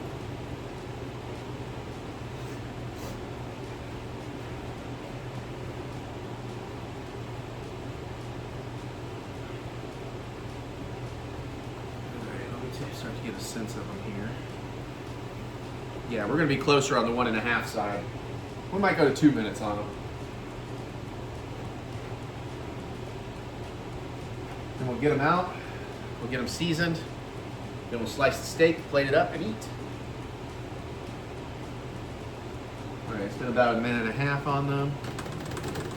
Yeah, a little bit longer.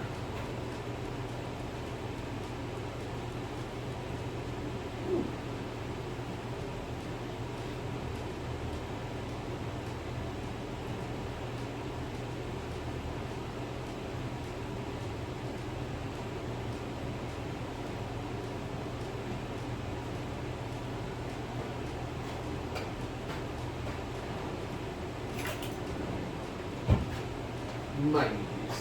Okay, it's been 2 minutes on the fries. They look probably correct. Why am I having such trouble looking? Why am I having such trouble looking? I'm not going high enough. Okay. Whew. Yeah, those look perfect. Okay, all right.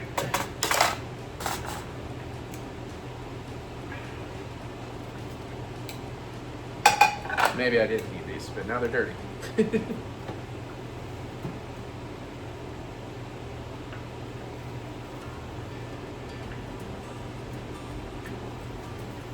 don't like what I'm doing here. I don't like what I'm doing here. Let's do it like this.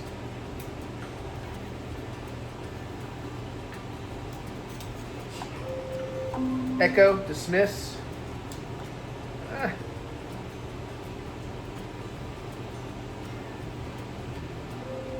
Echo, dismiss. I am doing this all sorts of wrong, y'all.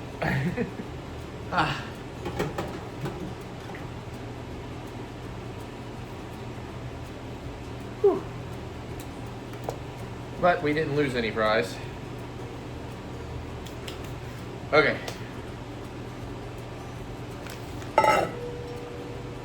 Boy.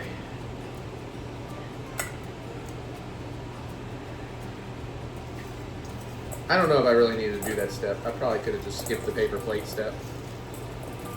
And I should have got a bigger bowl. I don't know, the paper plate step seems to help some.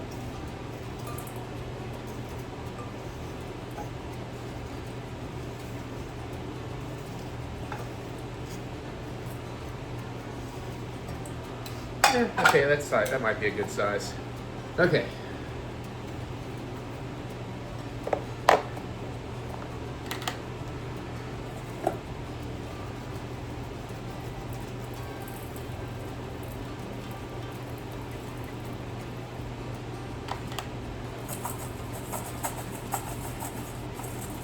Yeah, I should have got a bigger bowl so I could actually flip these.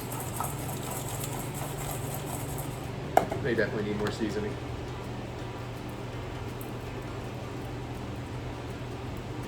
Use about 3/4.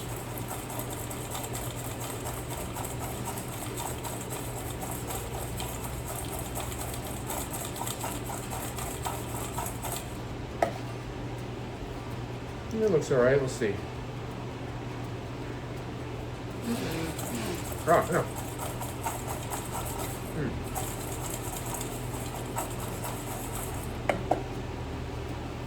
Eh.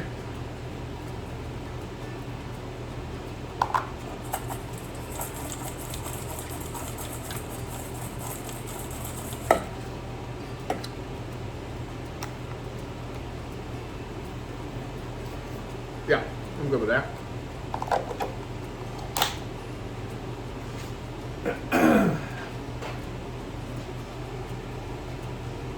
Looks pretty good. All right, let me get the camera back in position so we can serve here.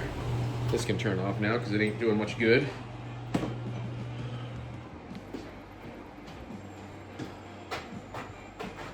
All right, all right. Now we do some big revealings. And I know at least part of the steak is good to go. At least half the steak is fine.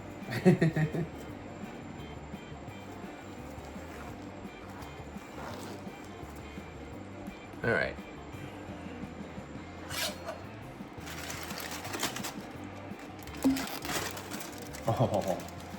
Oh, look at that. That looks fucking beautiful. Does that not look beautiful? Look at that. Oh, yeah.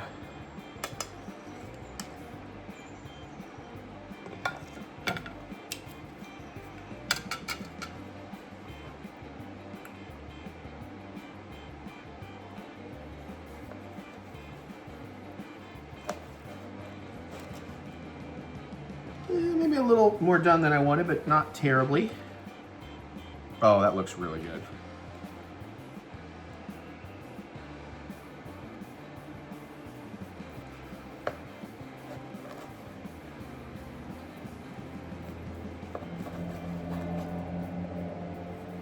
Oh yeah, this looks fucking awesome.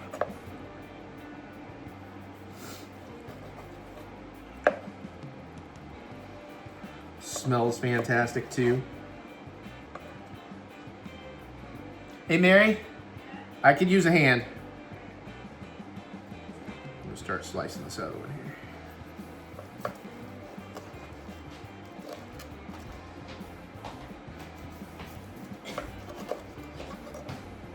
Oh yeah, this one's good.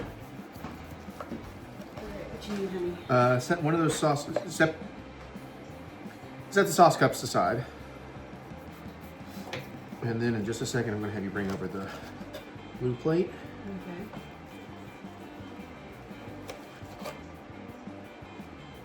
Okay. Okay, blue plate me, please. I know, I see it. Shit.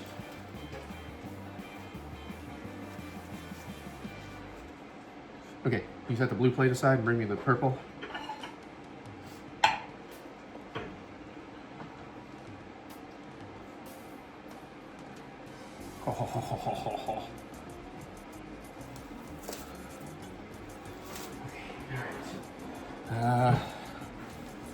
Put that right there, let all that soak up. Okay, so we're plating. Okay, sorry, my brain just completely fucked on me here. I tell you what, okay, hold on, I got it.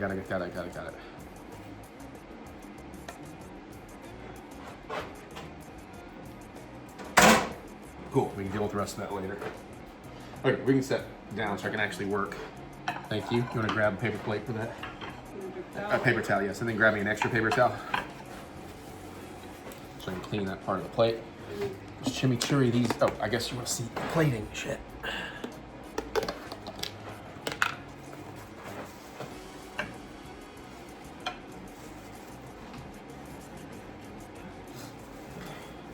All right. Seriously, fuck you now? I know how to do it too. Slightly smaller. What the fuck is even?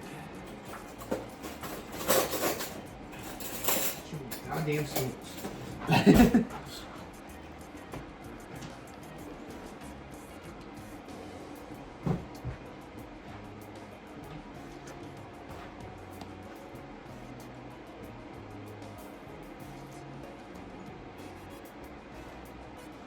Oh, that looks really good.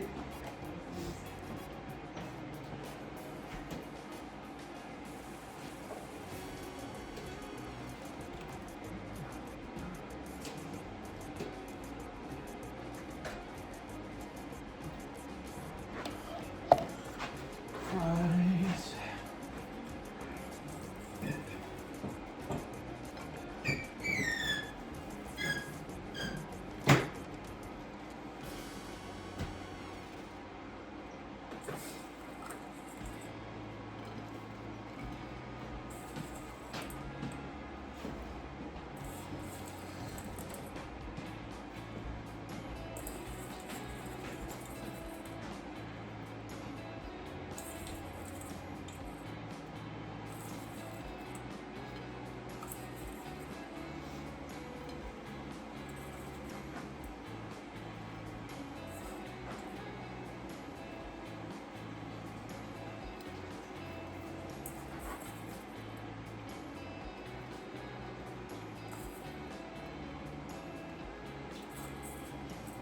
Okay, y'all.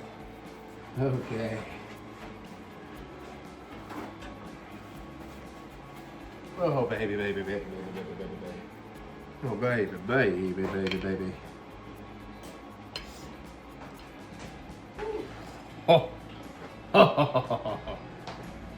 Beautiful.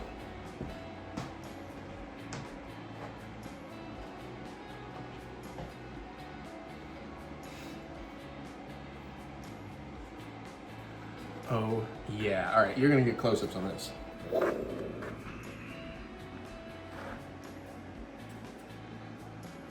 I mean, come on.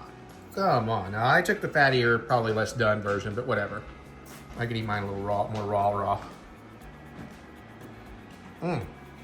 That's one of the prettiest plates I've ever made. Look, I changed my outfit. All right, now you are going to get the blue one, but I can kind of angle it better, so I'm going to try and just crunch into it a little.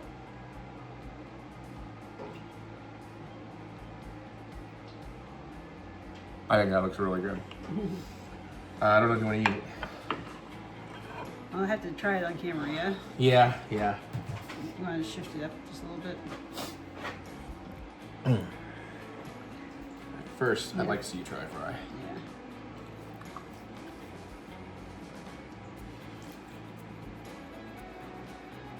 That's pretty damn good. It's good. I'm not entirely sure I call it pastrami, but... Well, I need to work the blend a little bit better, but... But it is tasty. I'm gonna try a little Thousand Island.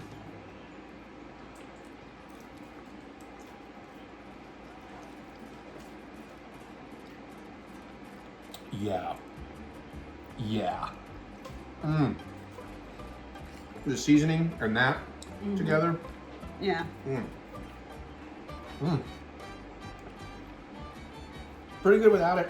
Excellent with it. Let me get a couple of paper towels. You want to grab a couple of steak knives back here, please? No, I'm going to grab one of yours. I've got one of mine over here. Okay. I really don't like your steak knives. That's fair.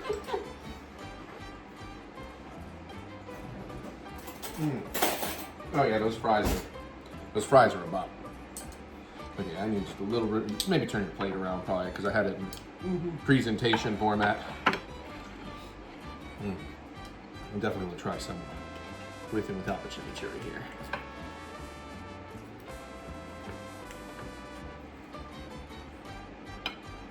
Mine's definitely a little under, but...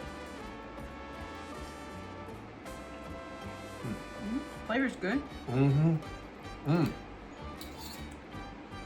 Ooh, that's a lot of pepper. No, as it should be. No, actually, I'm thrilled with the seasoning on that. That's what I'm talking about when I say aggressively seasoned.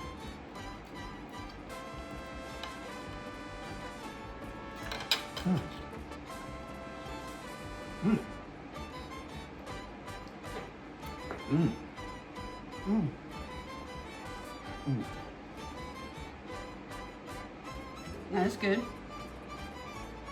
I'm gonna have to go slow with this because the pepper. There's a lot of pepper. Maybe it's spicy, huh? No, I'm not that bad. I know. My mom is. Oh, that's, yeah. Oh man, I love that with the chimichurri. The steak is really good, but with the chimichurri, that very bright, zesty lemony. Yeah. Then you come over to the pickly tang here.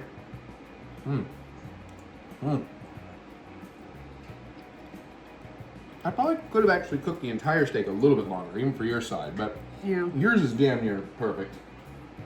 Mine is definitely a little under in certain spots, but I'm okay with that. I'm not sure if I can eat all of this. I also had that as a possibility for you because that's probably... I'll probably eat like 3 slices and the fries. Yeah, we can put the other on, on standby for me to eat later tonight because it's fucking steak, man. I said, no, I'm not saying I wouldn't eat leftovers. There may or may not be leftover. This was a 1.6 ounce, You're 1.6. like kind of off camera. This was a 1.68 pound steak that I just cut in half. So what? Like you got about 12 ounces of steak there, roughly. Okay. Steak frites, chimichurri, the whole thing was smashing success other than getting to make my own fries, but honestly, I'm okay with that. All right, we're gonna go eat. We'll see y'all in the rest of the vlog. Bye. Oh, Julian, it's a hungry world, and I'm ready to eat snacks. Yeah, son!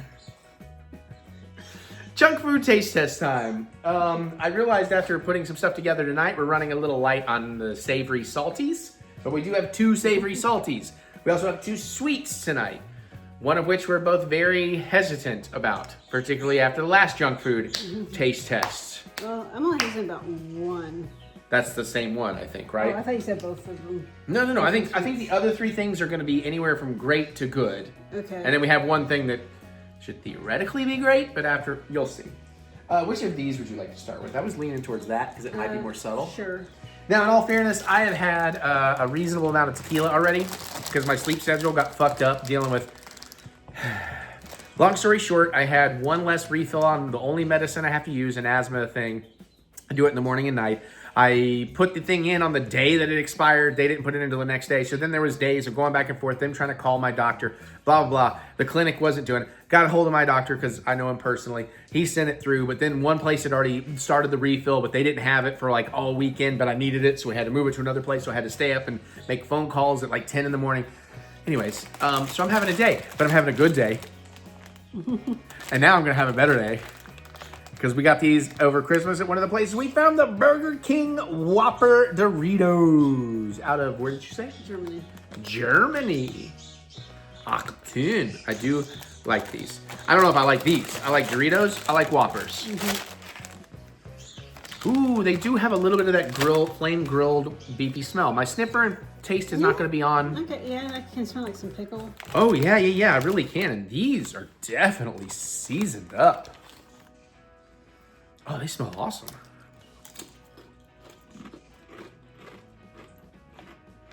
Texture's a little different for a Dorito. It is, but maybe they're old and because they're imported.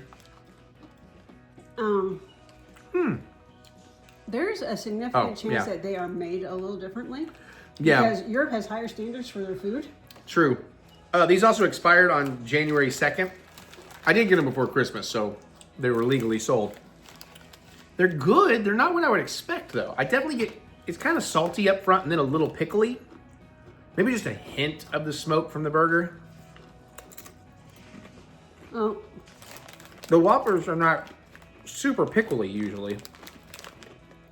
I think we're running the problem that we generally run with any sort of corn chip Dorito is, any sort of corn chip period, is that the corn chip itself tends to overwhelm almost everything else. I mean, they're good. Maybe the taste builds up over time, but I wouldn't say they're worth, what, $7 or whatever you pay for them? I wish I paid $7. These were $13.99. Or 14. Okay. The good news is, they're fine. They're edible. We'll eat them. I'm not going to get these again. Unlike the coriander ones that I love. I got a couple more bags of those for Christmas. I'm sitting on them. But they're going to be all dusty. You'll turn to dust. Because I'm sitting on them and I'm heavy and fat. You bitch! No. Points for your joke. It was funny. Again, those are pretty good. They're not great. I'm not like having my mind blown. There's easily three or four other Doritos, 5 other Doritos I could put above that. But they're not bad. The aftertaste is a little whoppery in a good way. They're pleasant.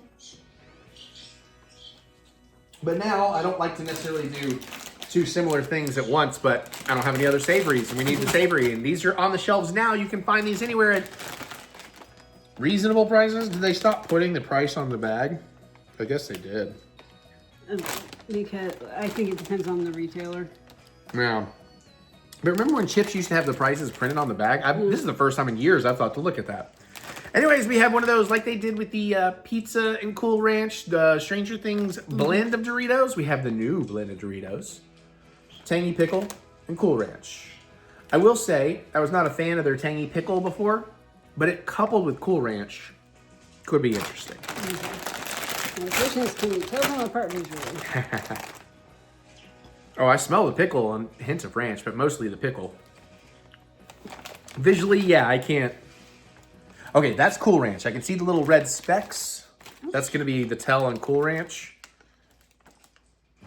I think I have 2 Cool Ranch. They all look like they have green and red specks on them. Yeah, they may have just mixed both flavors on each chip. Anyways, down the hatch.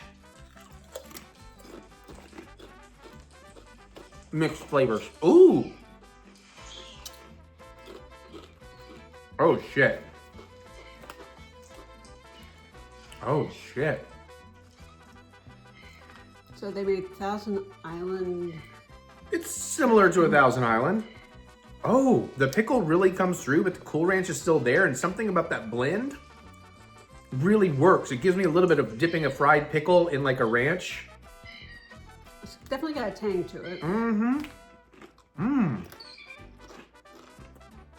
Oh, these might be on the list, y'all. Mmm. I really like the Cool Ranch pizza one. I thought that was a great blend. Whew. I don't typically eat Cool Ranch. It's not a favorite on its own. These are seasoned to the point where you can't taste the Dorito. But that works. There's just enough of the corn chip to almost give you the breading of a fried pickle. That's why I'm getting that vibe. Mm. Mm. Oh, those are dangerous. That's really good. I see you're going hard on them too. You good? Mm-hmm. Mm. We gotta save room for all that Disney food and the Epic Universe food. Mm-hmm. Mm. Holy shit, those are awesome. I will buy that again. Definitely, as long as it's on the shelf, I would buy that. I would probably actively seek that out. It's really good. Still not as good as like mustard or maybe ketchup. Golden Sriracha is really up there. Not the coriander one, so it's still like at least in a 5th place, but that's still really tasty. Oh yeah. Oh yeah. Mm. All right. All right. Now, do we want to get the disappointment out of the way, or? I say let's save the worst for last. Okay. So we can just drown our sorrows. So again, in that not fancy, but that random candy store that had all kinds of import candies and everything, we found a Kit Kat, basically with salted caramel. So Kit Kat caramel chocolate coated wafer. Why did I think salted caramel? Apparently because it's not. everything is salted caramel these days. Yeah, somehow though I could have sworn it said salted caramel on there. Oh well. Oh, I hope this is good because it's $7.50. All right, I was gonna say. So I'm gonna assume this came out of England. That would make sense. No. Oh, this was actually made in New Delhi. In New Delhi? Yeah. Okay. This might be, so it might be from India. You know how like the stereotype, talking stereotypes here, people. Sometimes there's truth, sometimes they're not, sometimes a little truth. You know how like the stereotype of America is everything's made in China? Mm-hmm. Do you think different countries have different versions of that? Like in England, they say everything's made in India? It might, not considering India used to be a colony of England. Well, yeah, like that's actually a possibility. Chicken tikka masala is actually an English dish, not an Indian. But, I don't know. If y'all know out there, let me know. Again, I ain't making no judgments. I ain't trying. I just a random thought that came to mind. What are you trying to do right now? Because I would like I'm to trying eat to it. see determine country of origin. Like, is it like, was it just made in India or is it an Indian product? Because there's no Sanskrit on it. Yeah, it's all English. There's no other language. Ooh, it comes in a fancy wrapper. How do you even, okay, I know how to do this. We're gonna open both sides and then we're gonna push. Are these even in bars? These don't feel like they're broken up into wafer bars like a proper Kit Kat. No, I mean, it looks like they have butter. Listen, I'm sorry. I'm gonna make a statement right now that you can argue, I think there might be bars, that you can actually argue with me and you might be right. I'm not saying what I'm saying is 100% true, but I feel like nobody does junk food like America does junk food. Maybe some other countries have a specific, like the one thing they do better than anything we've got, but in general, overall, I feel like, for better or worse, nobody does junk food like America does junk food. Okay, this is really well sealed around the edges. Like this is heat sealed. Yeah, it's really packed in. So it is not, like, you can't pull it apart. At least not easily. Okay, apparently I found the... Yeah, you can. Oh, actually, no, I just tore through it. Oh my God, woman. I was trying to be delicate. No, I know. I'm just tearing it, man. Okay, I think we may have gotten a little melty at some point. Yeah, apparently it got a little melty in transit. Ooh. Oh yeah, it got very melty in transit. Smells good though. Still breaks apart. Like, oh yeah, shit. I don't want it to melt over my fingers. We'll find it in a minute. Can you want to? Okay, you got it. Okay, I'm gonna take a bite. Okay. Can't really see caramel. Oh, because it's so squished.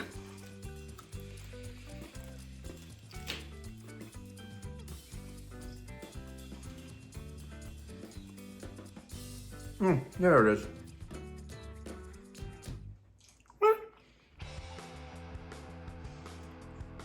Okay, that's actually pretty damn good.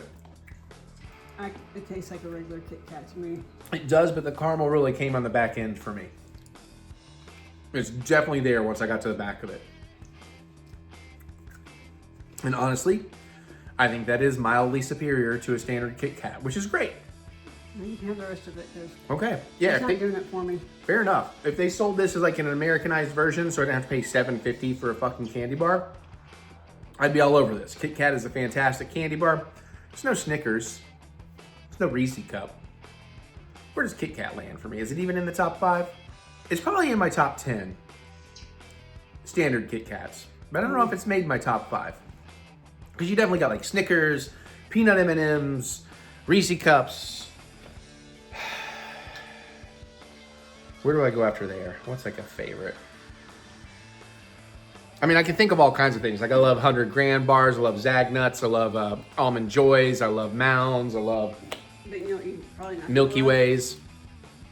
I'm really just trying to put it off. Can we put it off? Do we have to eat this one? This is your show, so you can say no. It seemed like well, we bought it. With what we paid, we're definitely trying it. And it seemed like a good idea at the time until the last one we had. The strawberry one? Yeah, they now know. So go ahead and show them what we have. This is passion fruit. We learned it. We figured out it's passion fruit. And this is a $5.60 Snickers. Yeah, from Brazil. And you know, if I pay over $5 for a candy bar and I have to throw half of it away, it's ass. That's what we thought about the strawberry one, yeah. And then I looked into passion fruit, and I don't think I have a problem with the flavor of passion fruit, but I would not like the texture of actual passion fruit. If you don't know, apparently it's described as sort of a crunchy seed in a jelly-like texture. And I'm like, that just sounds horrendous to me. I do love my Snickers, but that strawberry one was so freaking awful. Yeah, I can smell the fruit a little bit coming through there. It smells kind of peanutty and chocolatey to me.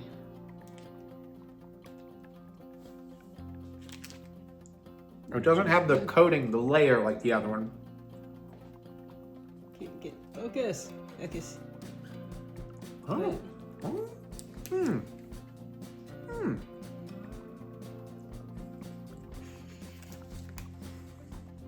Hmm. Hmm.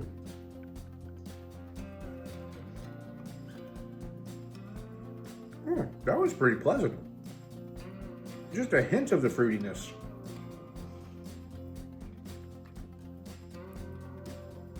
Almost tastes a little more like an almond Snickers, like the nougat is a little more to the almond. The passion fruit is there, but it's not. Okay, just now I'm starting to taste it. Right? Like it's just a hint of it. It's like just a little bit of fruitiness in the Snickers. It's not like that overwhelming fake chemical strawberry that we got from the other one. It's not bad, but it also seems very dry for a Snickers. I would agree with that, and I don't mind that, but that's what I'm saying, like the nougat, you can almost see in the color, looks closer to what you get in the almond Snickers that I really like, which tend to be a little bit drier. Mm. Yeah, I mean, it's okay, but I would not do it again. Well, I'll tell you what, would you agree it's at least a massive improvement over the strawberry one? Because yeah, I'm not throwing this away. I'm gonna eat that. That's actually pretty fucking good. I would buy that again. I don't know if I'd pay $5.60 for it again. It's not that good. It's like I'd rather just have a Snickers. Chew a Snickers. Pardon me. But, especially, you coming in so concerned, that is a relief. Because because that's actually pretty fucking tasty. I'm good. I like this better than, do I like this better than, I don't know. This and the Kit Kat, kind of the same. It very different, but same on how much I like them. Taste the flavor in that one.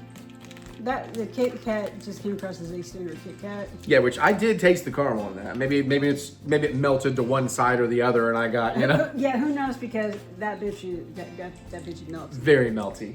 But hey, weird. You know what I think for me the least interesting was? The Whopper Doritos.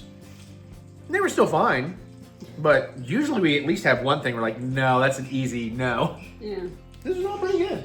Best thing for me is going to be that dill pickle Cool Ranch Dorito. That is. I think I can agree with that. That's dangerous good. All right, I'm going to make me some real dinner, and then we're going to film the rest of the vlog, except for the cooking segment I have to do on Tuesday. But I think I know what I'm making, and I think it's going to be delicious. All right, more vlog. What are we doing anyways? It's pronounced Frankenstein.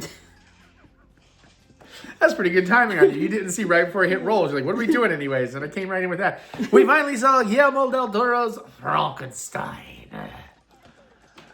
Bro. I was going, for some reason I have this block with Guillermo del Toro. I know he's great. I know I love him. I know I've loved every movie he ever makes. But I always go into his movies thinking, it's going to be slow paced. It's going to be methodical. It's going to be pretty. It's going to be good. I'm going to like it by the end. But almost a sense of a little bit of dread, like, I gotta sit through this 2.5 hour movie. And then I start watching any of his movies and I completely fucking forget that because I don't know why I have that mental block because it's not that at all. He's fucking great. And this movie was fucking great. And by far the best interpretation of Frankenstein I have ever seen. I loved this movie. I was floored, enamored. I want him to do all of the classics. A Guillermo del Toro Dracula, a Guillermo del Toro Wolfman, a Guillermo del Toro Creature from the Black Lagoon, which he kind of already did. And Guillermo del Toro does The Invisible Man. I'd also like to see him make a movie about The Invisible Man. We have more to say, but what are your general thoughts? You made another sexy monster movie. Yeah, no, you're not wrong. I'm not going to discount that at all or disagree with that at all. But I wouldn't say the sexy monster element of it was quite the focus. It's sort of a plot point. Listen, we're going to be kind of spoilery here because it's the story of Frankenstein, okay? Yeah. So if you don't want any spoilers, you should skip this review. If you've never seen the story of Frankenstein, particularly the actually more authentic. Now, I've not read the book, so I can't 100% on that, but see the play? Yes, we saw the stage play, which is more authentic to the book than any of the film adaptations I had seen. And this definitely had that and then some in spades and takes some of those themes and goes harder with them, I think. Yeah. So everybody in this was phenomenal. You enjoyed it, right? Did you? I don't know if you got your actual initial thought out or not. Yeah, no, I made another sexy monster movie. That's what you said. You didn't actually say if you liked it or not. She's like, that means I liked it. Now Don't you know me? I do. Now they see why you married me.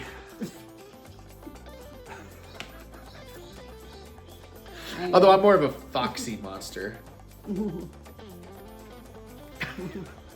Listen, Poe Dameron himself, Oscar Isaacs, fucking incredible in this. Like, even knowing he's a great actor and going, like, you forget it's him. He does a remarkable job there and is awesome as Victor Frankenstein, who is not the most likable or lovable character, but it works. Well, this is again, I don't think Dr. Frankenstein is exactly a likable person. Right. I think he was more understandable in this interpretation than anything I've seen. Yeah. Because you got to see a lot more. Like, I love, again, this is not something I've seen in the movie, so a little bit of a spoiler. But early, you get to see his childhood. You get to learn a lot more about Victor, which I think really plays out a lot better as the movie unfolds. It starts, like, in the future, and we go back and tell older tales. So, like, you do get some, like, action and horror right up front with almost a little bit of mystery if you don't know this story at all. So I quite enjoyed that. I will also say Jacob Elordi as the monster is phenomenal. And they didn't go into it, but in a sense, they kind of made a case for how you could actually call this guy. You could call the monster Frankenstein. I mean, it's really subtle. I know that's like the old trope. It's like, the monster wasn't Frankenstein, the doctor was Frankenstein. Which is true. But you could walk out of this being like, well, technically their father's son, he is a Frankenstein. The semi shocker for me in this, because I know I've seen her be phenomenal in other things, but this is kind of a step up from the Pearl trilogy.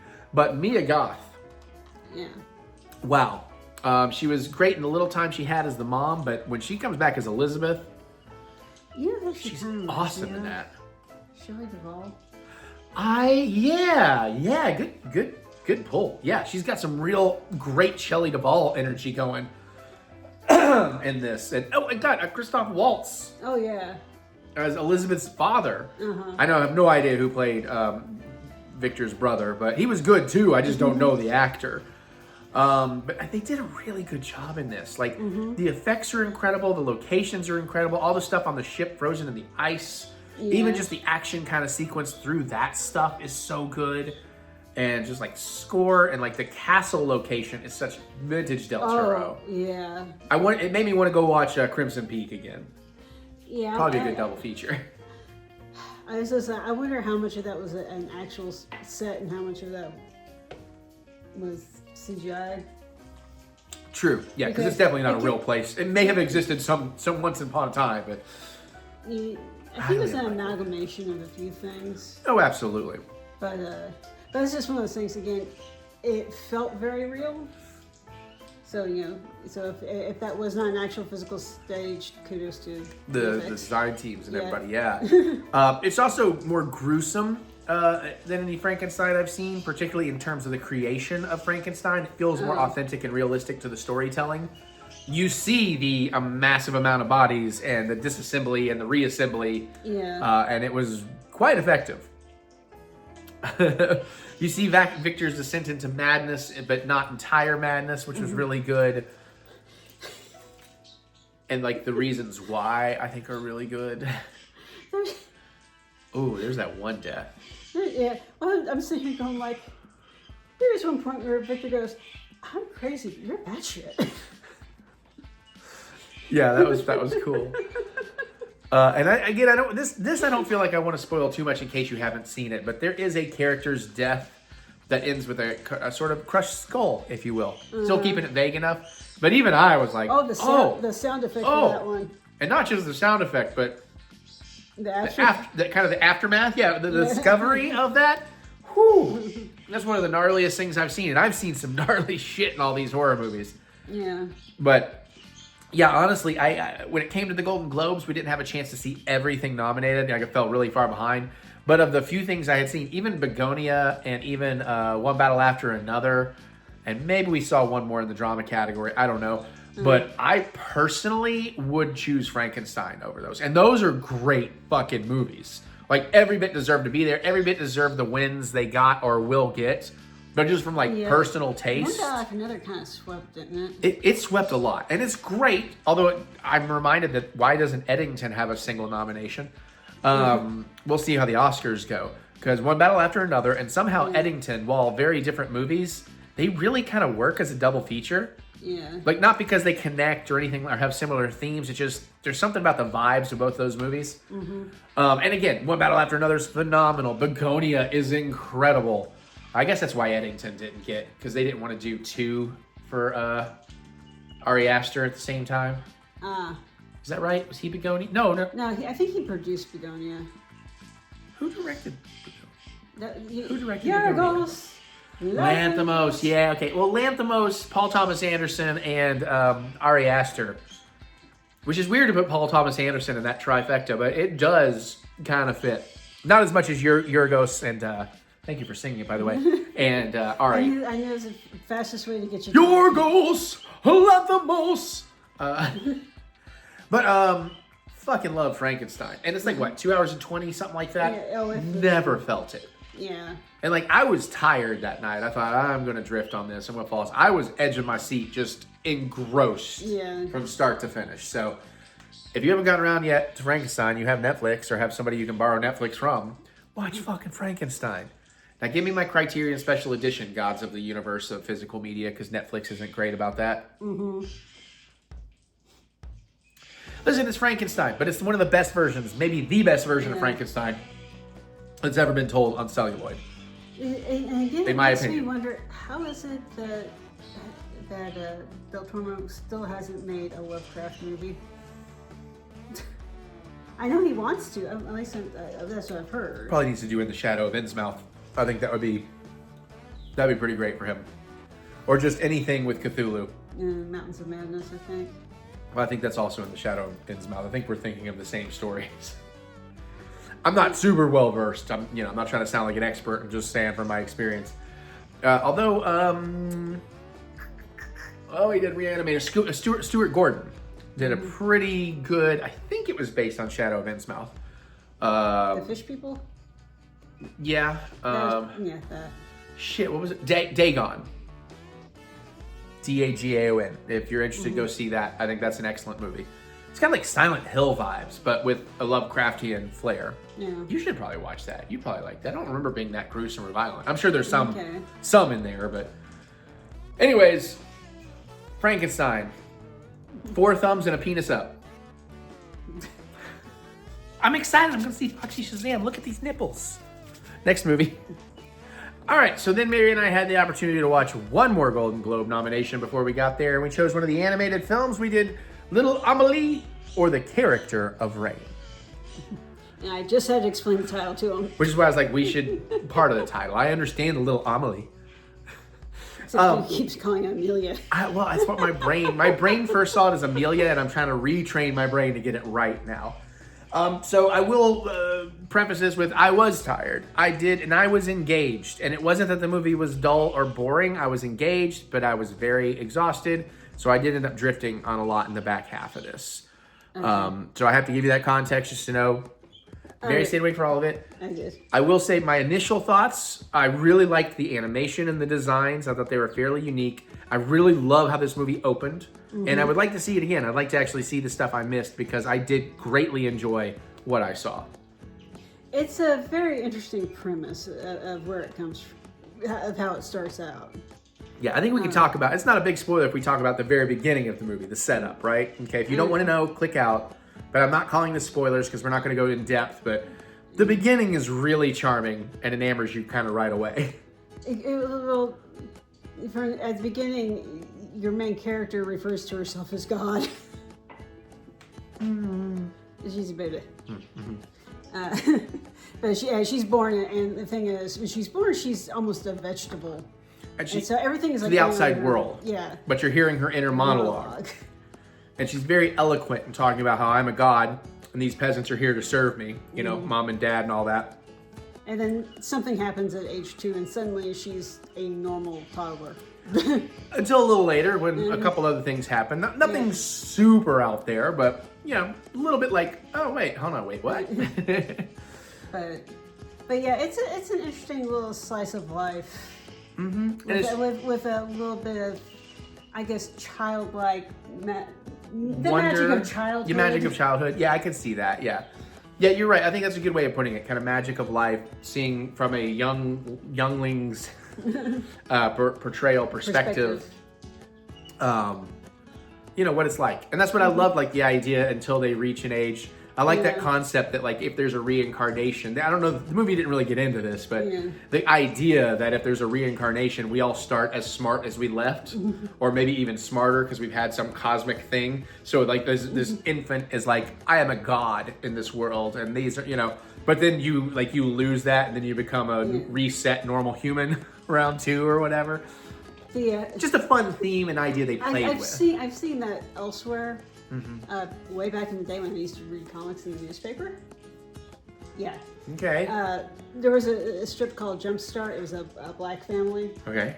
And they had a couple like twin babies. And the thing in this series was that, because there's babies at multiple points, I think, is that the babies, up until they learn how to talk, are insanely smart. And like when they're talking to each other, they're having very in-depth conversation. Gotcha. It's kind of a look who's talking situation slightly. Yeah, and then as soon as they get old enough to like start talking and communicating with adults, suddenly their babies, regret. It's like they lose it all. Ah. Okay, that's an interesting concept. It's basically along the lines of... I was just trying to wait where like their black family comes to matter. Other than I guess you're just letting people know like if they remember a comic strip about a black family. Okay, because otherwise, out of Because context, it- it's like, well, there's why not did we that- mention that? There's not But- that many of them. And Fair. No, that makes it, in case and people so don't remember the name, okay. Yeah, it sounds interesting. And again, this was very interesting. I really like the animation. Going by the Golden Globes, it's no shock K-Pop Demon Hunters won.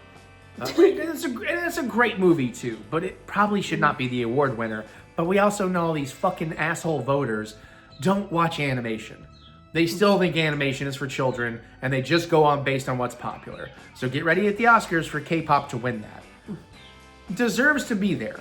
I'm not sure it deserves to win. I mean, Boy and the Heron won.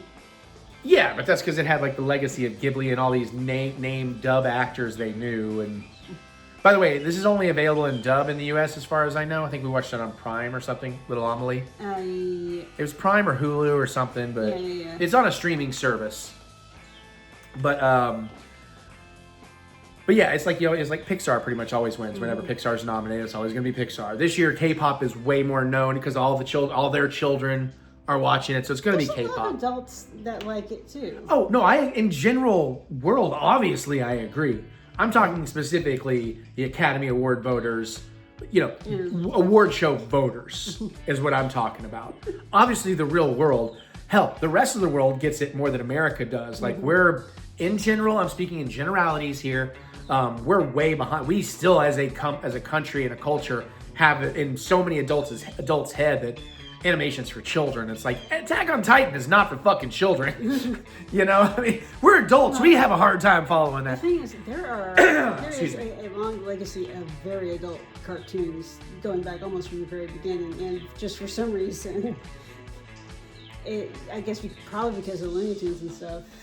Yeah, but even today, like most mass audiences, like mass audience adults, probably not all. I think Looney Tunes has more of a legacy, but plenty of those people still look down on Looney Tunes and shit like that. No, I think the boomers. The boomers. We're getting way too specific in that, but because But we're I also think tangenting into something that has. No, but I think that the Gen Xers and stuff, people who grew up with like Saturday morning cartoons and stuff, and maybe just never stopped watching animation. To a point, but again, you're also talking about in a bubble, because I've seen other bubbles around the internet where there is still a lot of people in our generations, the generations after us, where a lot of people still think, well, you're an adult now, why are you watching cartoons? Like at some point that's still ingrained in their mentality from bullshit upbringings that, it's like the same assholes, like it's a very small percentage, luckily, but the same assholes out there like, hey, once you're like 18 or 21, stop playing video games. Video games are for children. It's like, excuse me? It's only like the biggest industry in this country. Like, okay. So yeah, I don't even know why we got into this tangent a little bit, except for the voters. The voters just don't do it. That's why I'm saying it's going to be K-pop winning, and K-pop deserves its nomination. I don't know that it deserves to win. I have a strong feeling, though we haven't seen it yet, that Arco should be considered the best animated film of the year. I could be wrong. It's coming out while we're in Disney.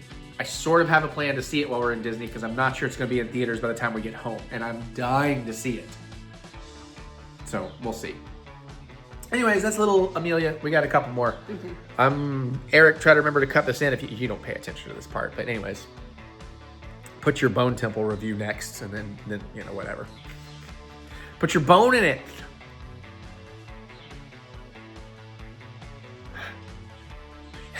Bye. Okay, so 28 years later, The Bone Temple. I'm going to keep this spoiler-free, at least for now. I probably will the whole way. I gave you a little setup on my thoughts about the 28 universe.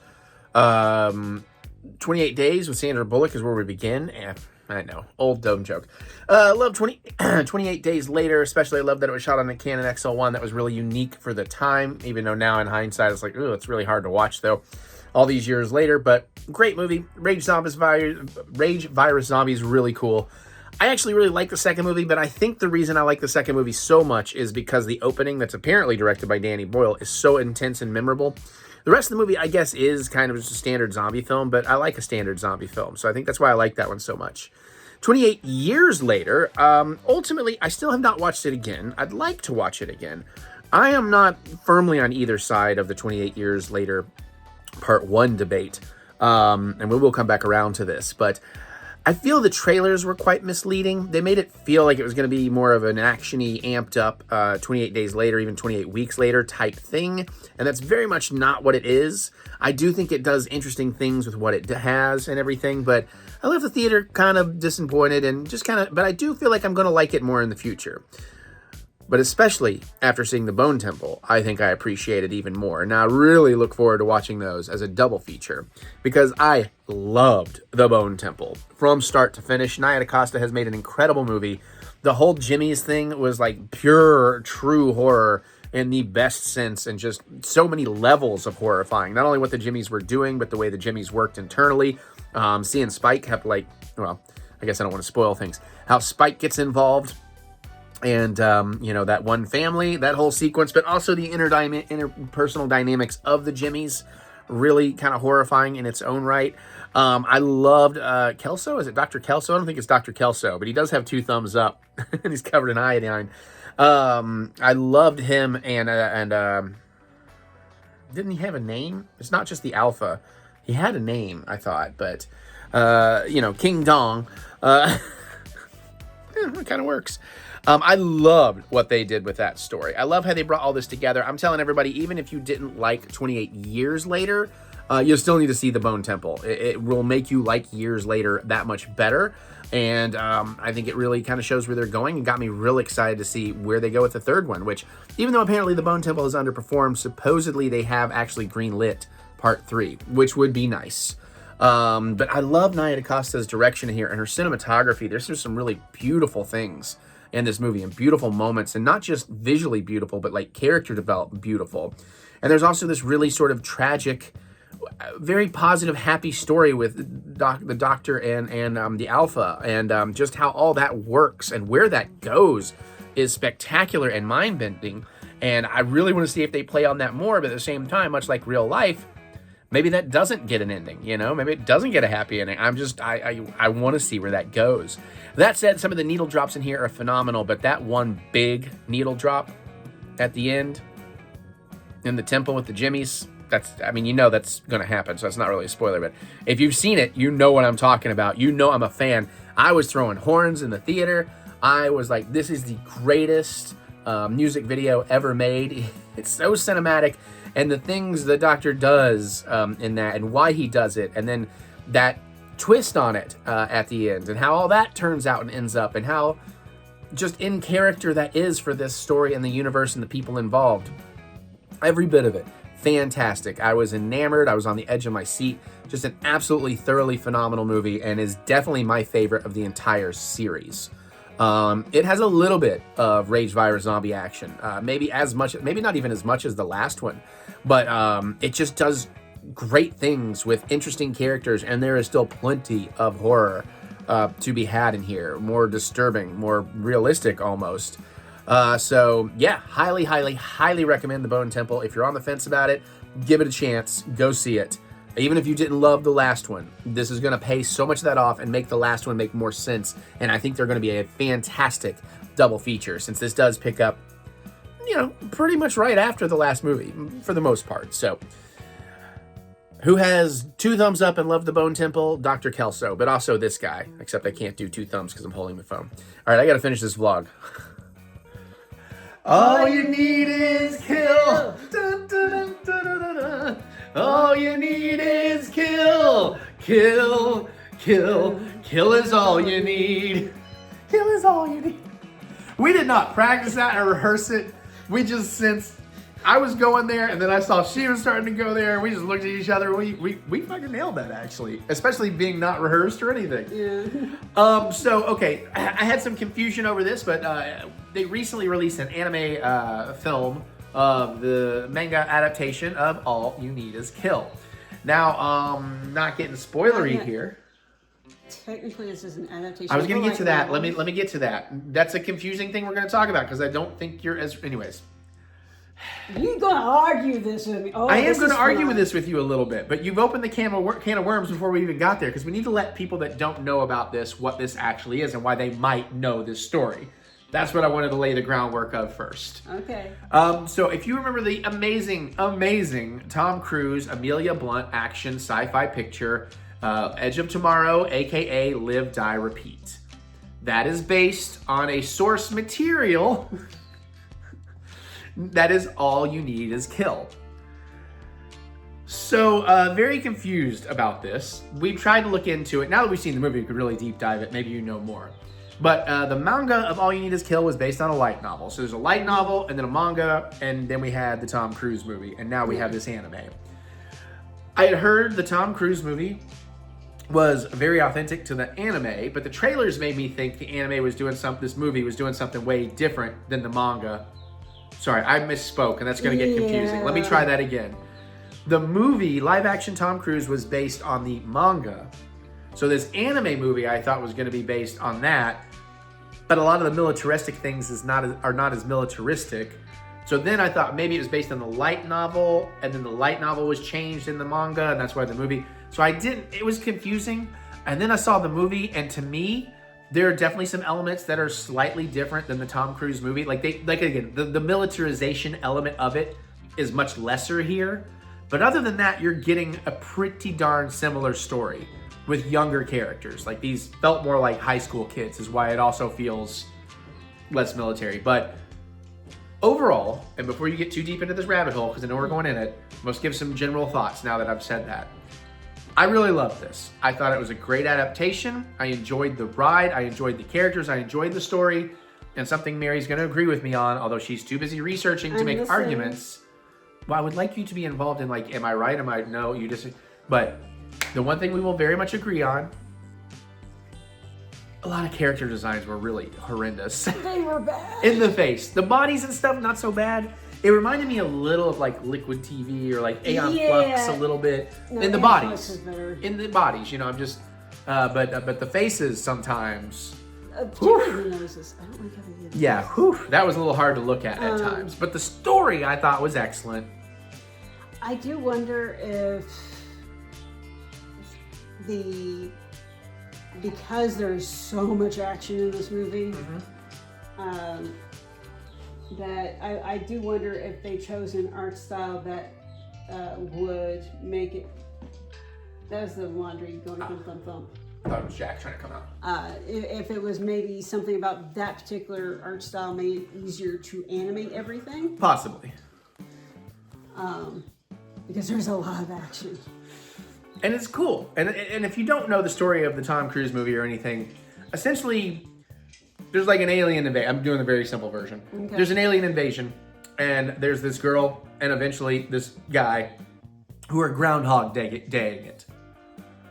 And they kind of use that like you're playing a Mario level in a video game to figure out, okay, to survive this thing, we try this, nope, we die. We try this, nope, we die. We try this, okay, that gets me this far. Oh, I died again. Now we can go this much further.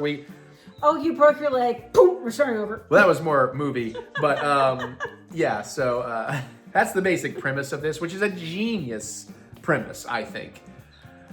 This movie, I think, explains some of the alien and how stuff happens stuff better than the movie did. The movie, I think, nailed the action and characterization and the like epicness and the need to succeed of it better. Yeah.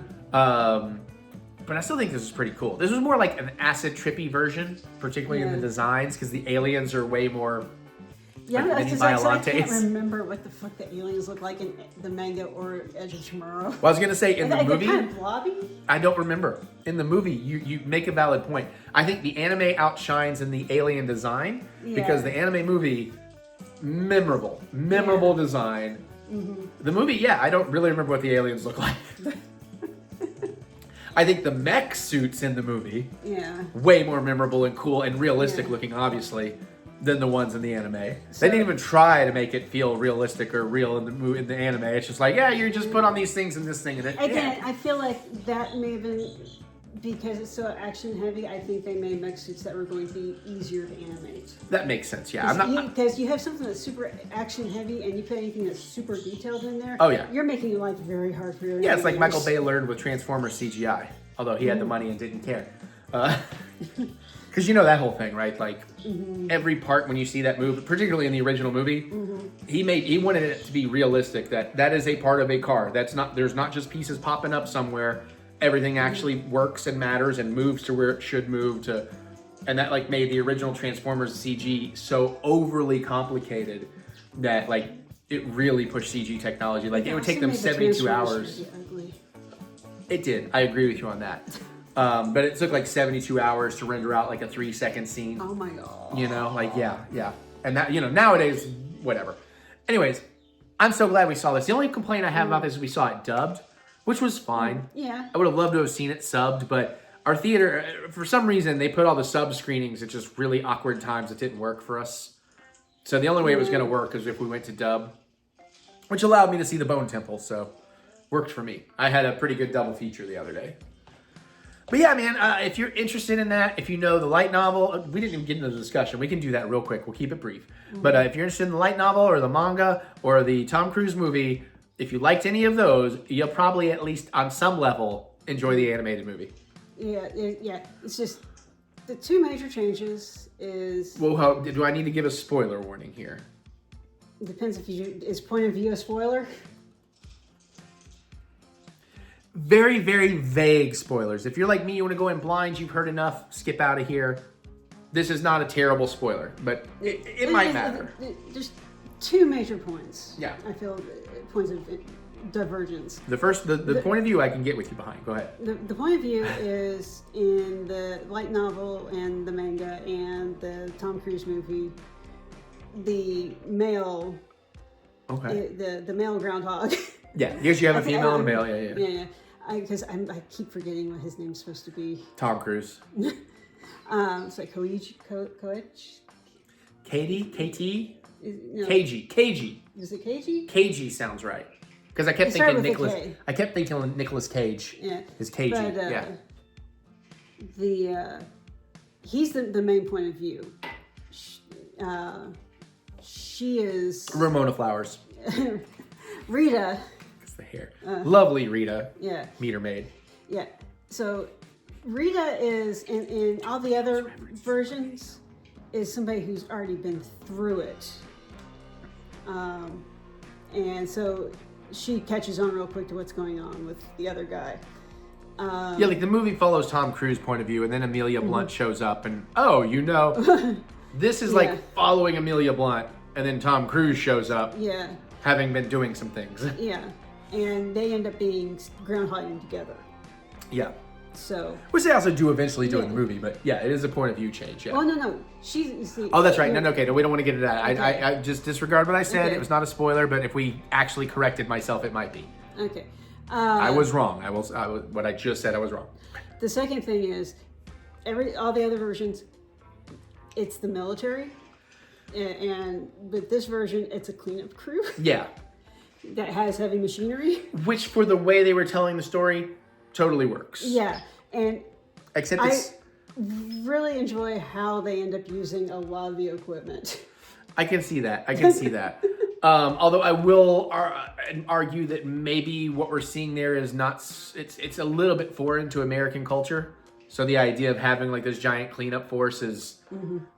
It doesn't. I'm sure we do some of it, but it's not as prevalent in our storytelling as it might be in other cultures' storytelling to have things like that. So it's a little weird. I feel like something like that, if it wasn't like privatized, it would be the National Guard doing it. That's fair. And then it would feel the more militarized. Yeah, it's just okay. But this is the government going like, we need warm bodies to move this shit. Yeah. But it's a really good time. I definitely recommend it. If you can catch it in a theater, so you get more cool stuff like it. Yeah. And who knows? Maybe someday we'll get that proposed Edge of Tomorrow sequel. Not sure how you do it, but okay. Okay. I'm in. To retell the whole movie from Rita's point of view. All right. Cool. All right. Cool. That's movies. Moving on. Unboxing time. Mary's here. Hello. And we are here to unbox what should theoretically be, for now, actually, probably forever, well, at least on camera, my last retro game treasure boxes. Cha-ching. Now, I ended up recently canceling, just because I went through enough of a phase. We got plenty. And then I was like, I want to buy guitar pedals, and a guitar pedal for every 3 months of one of these. So, you know, okay. So, you know, Retro Game Treasures, you can go in, you set up an account, you tell them every video game you have, you tell them what systems you're looking to get games from. Do you want accessories? Do you care about collection value or just want more games? Blah, blah, blah, blah. They have all my information correct, except I've still never put in my Xbox One games. And we have 2 boxes here. After shipping, it ends up being about $50. I usually get my money's worth. But this is it. This is the last time we're going to do a retro games unboxing, at least as far as I know. Who knows what we're doing 5 years from now, you know? Who knows? But we have the November 2025 box, and we have the December 2025 box. There should be at least 4 games in each box. We have lots of stuff turned on. I don't really do handhelds anymore because they used to really pad it with Game Boy games. And they seem to have gotten my note about please stop sending us Battlefields and Call of Duties lately. So we'll see. There's Mary's favorite game.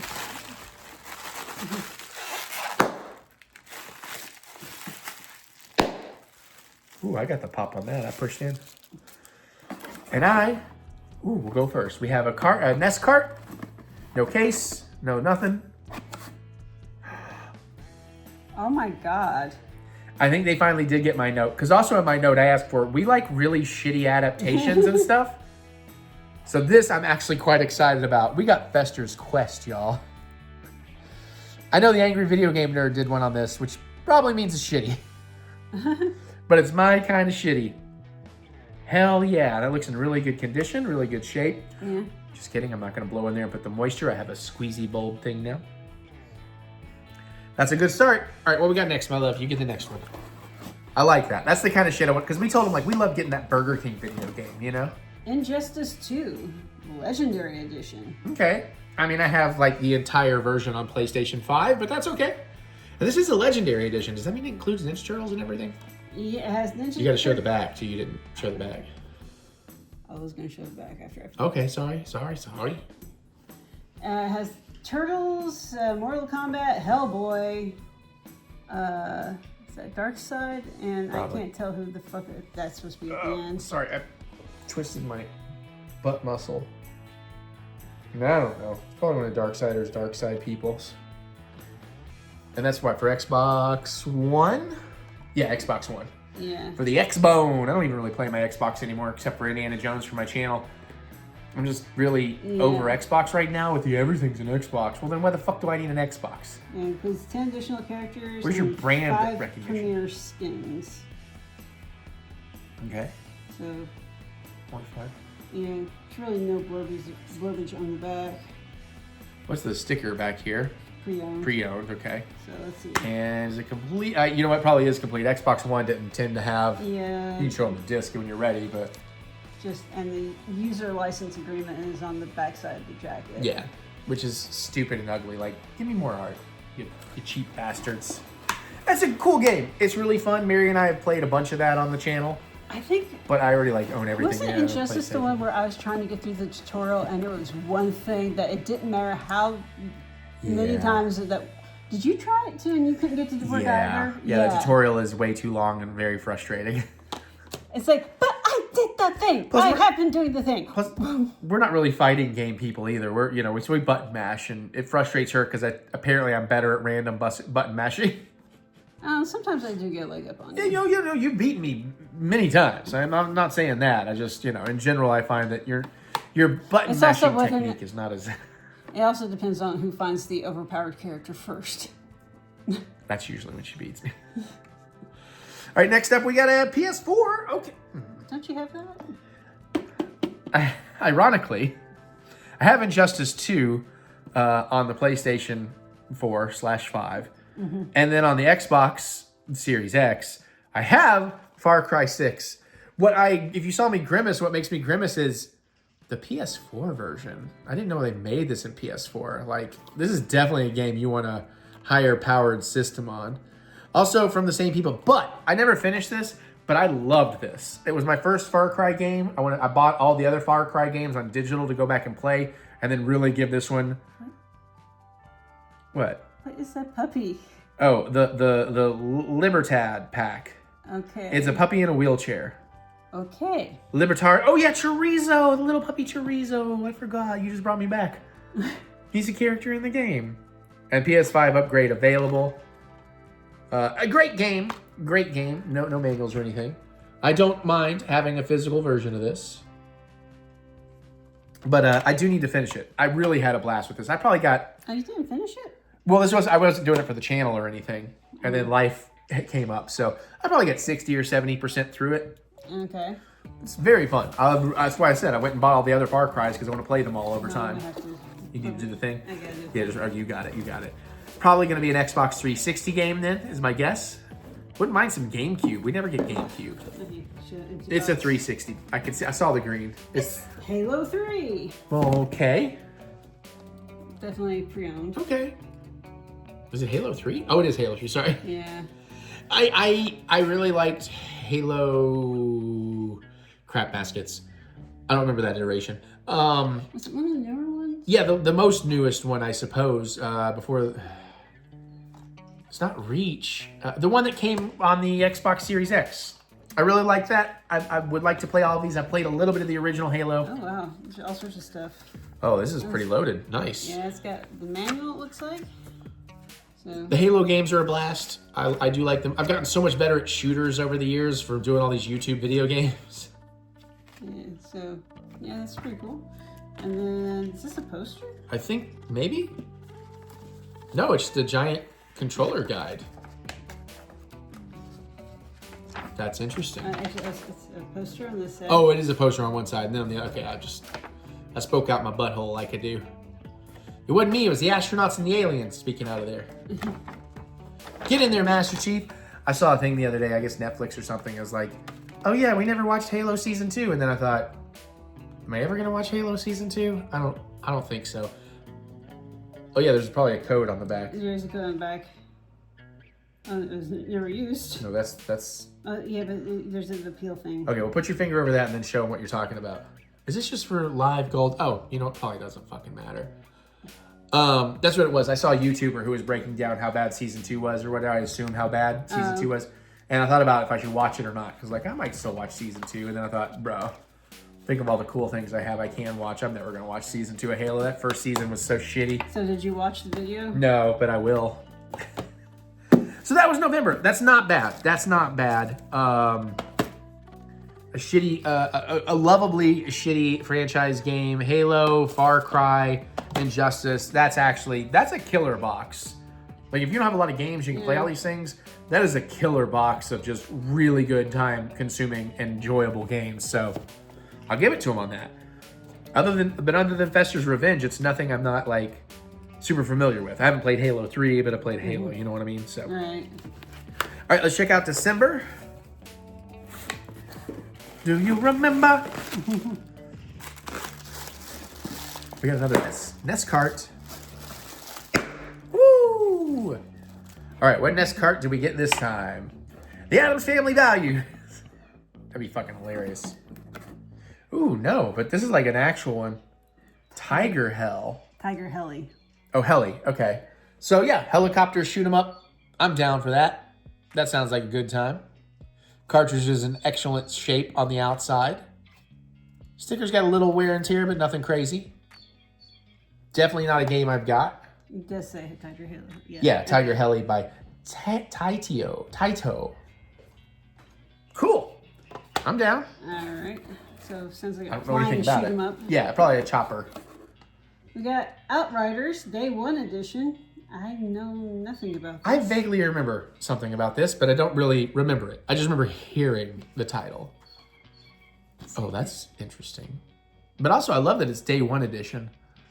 Also, it's been repurposed. It is not in a PlayStation case. It's in an actual Blu-ray case. Oh. You can tell because I can get the light just right. You can see the plastic. Yeah, it's cutting off where the Blu-ray part is all the way around. So I don't know if they picked up on that, but let's see if it does not have the Blu-ray logo, but this is also a PS5 upgradable game. That kind of annoys me. That's not an annoyance at Retro Game Treasures. That's just an annoyance at, like, PlayStation. Like, did you know they were about to announce the PlayStation 6, and they finally decided, you know what, maybe it's not time. We're going to wait a little while longer, because it's like, yeah, you guys have barely done anything that's PlayStation 5 only. Like, can we have some time with this console? Which is ugly as shit. But I love how it works in its layout. So Outriders is a 1 to 3 player co-op RPG shooter. Interesting.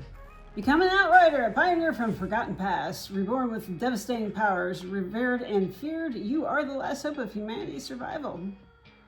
Okay.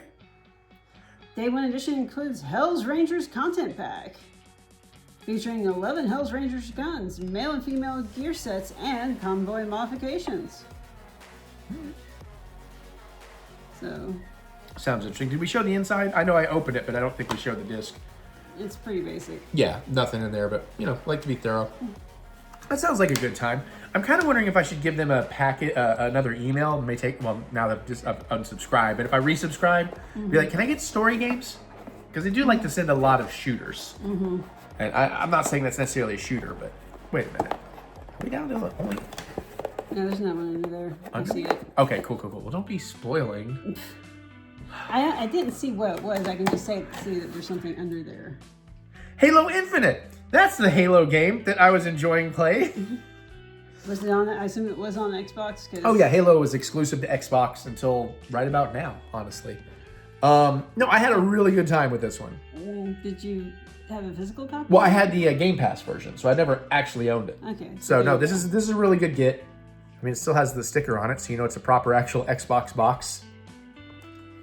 I enjoyed the hell out of this. Now, maybe, because I'm not a Halo purist, maybe there's reasons people hate it or something I'm unaware of. But I really enjoyed it, and it definitely made me want to go play the rest of the game. So I have the Halo collection thing. Which, did that come to Switch, or was it coming to Switch, or was it rumored to come to Switch? Because listen, I love beautiful visuals and great graphics. When I can get there easily, I love it. But that doesn't matter to me. It's the play mechanics and is the story engaging. So even if you take a hit on stuff to play it on the Switch 2 or something, I'd rather have it on Switch 2 because I can take it around. Now, you might be saying, well, why not get a Steam Deck? Same reason I haven't really got to a PC. I wouldn't mind. I've often thought about getting a Steam Deck. I've often thought about building a PC or whatever.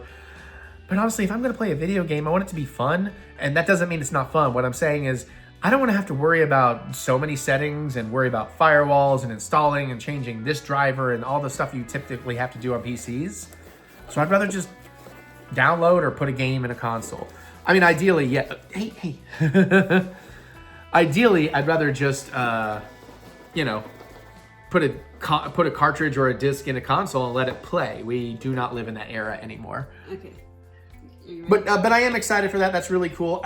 They stopped giving us They stopped giving us Call of Duty. They stopped giving us Battlefield. They're like, well, here's all the Halos. Did they say anything about Halo? No. No, that's right. Okay. We have Prototype 2. Okay. It looks like Barrett had a brother. Who? Final Fantasy VII. Oh, Guy has a okay. gun for an arm. I do not know that guy. And this is 360? Yep. Okay. I do kind of miss when we used to do these boxes and we'd go play an hour of any given game.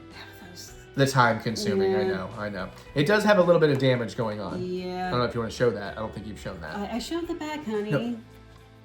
That. Oh, that damage. I did not see that. Like actual damage. I can feel like the plastic itself feels a little gnarly. Yeah, it's definitely original packaging. Unleash godlike powers. You are Sergeant James Heller. A devastating viral outbreak transforms you into a powerful shape-shifting prototype. Hunt, kill, and consume your way across New York Zero to take revenge on the man who destroyed your family, Alex Mercer. Okay, this sounds like my kind of jam. Single player story. Yeah. Story based. Yeah. That'd be my jam. Uncover the dark secrets of New York Zero, an open world under siege. Your ultimate showdown with Alex Mercer awaits. Oh, and it has a book. Yeah, show them the disc. Nice. And yeah, full booklet. Which is always very wonderful. And there's an access code on the back for something called RadNet.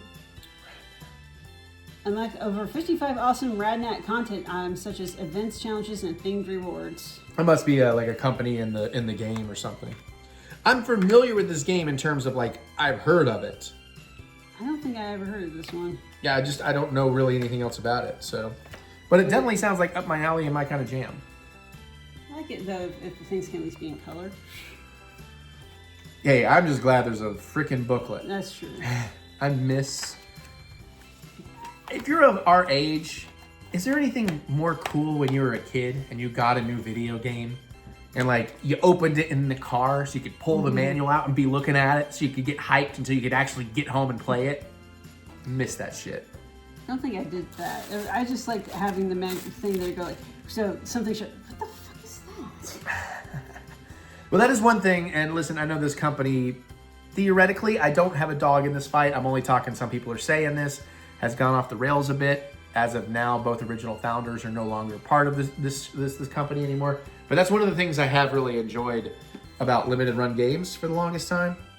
You know, they always give you a manual with like every game, and some things have really cool booklets, particularly this bad boy. Because this one actually has a full hardcover like walkthrough guide. And if you know this game, there's like so many bounties you can collect. This also has a bounty hunting guide with every bounty listed, and then a sticker to put on like every one you've collected. Like shit like that is fucking awesome, man. And you don't really need it anymore, especially if you're gonna go digital on games. Which, let's face it, even on Switch 2, I still buy physical as best I can in games. But even on Switch 2, it's like, I'm not trying to build a physical collection because games play better off the download than that's why they did the key cards. But it is what it is. And then, you know, disc-based games, the games are so big now, you never get a disc-based game that has the entire game on it. Shouldn't say never. There's exceptions, but generally. It's one of those things, it's not like movies, where like movies haven't gotten to where they take more space. Movies still take sure, you got your 4K versus Blu-ray versus DVD, sure. But it's not like video games where it's like, oh, this game is like 130 fucking gigs. You know, so I'm still very much physical on movies when I can. But games, I think, unfortunately, the hardware has not kept up with the software. So it's unfortunate, but true. Anyways, there's also a whole generation of people out there that won't play a game that was made in the last century or whatever. If it was made before 2000, they're never going to touch it. It's like the same people that refuse to watch a black and white movie. Or yes, y'all are weird. Old stuff is cool too. Look at us. We're old. She's cool. Favorite game tonight? I don't know if that's true. Game I'm most excited to play would be this, because I'm pretty sure it's fucking awful. Favorite game is probably this, because I know how good it is, followed by Halo Infinite. Followed by probably Halo 3, since I haven't played it. Followed by Injustice 2, because that's a great one if I'm spending 10 minutes at a time. And then, I don't know, between Prototype Outriders and Tiger Heli. But I think I'm going to enjoy all of those. I feel like Tiger Heli is going to be the biggest disappointment. It's an escape. Unless you really like the flying games, or you're like pew, pew, pew, pew, pew, pew, pew, pew, pew. Contra, but in a helicopter. I can enjoy those kind of games, you know? Mary and her pew pew, Mary, gee. Hey, I showered like 3 hours ago. I know it ain't me. Kidding. She smells delightful. And I probably shouldn't think about that too much because we have work to do. Moving on. Disney pins. We're doing Star Wars. I'm officially no longer a fan of Star Wars. I'm mad.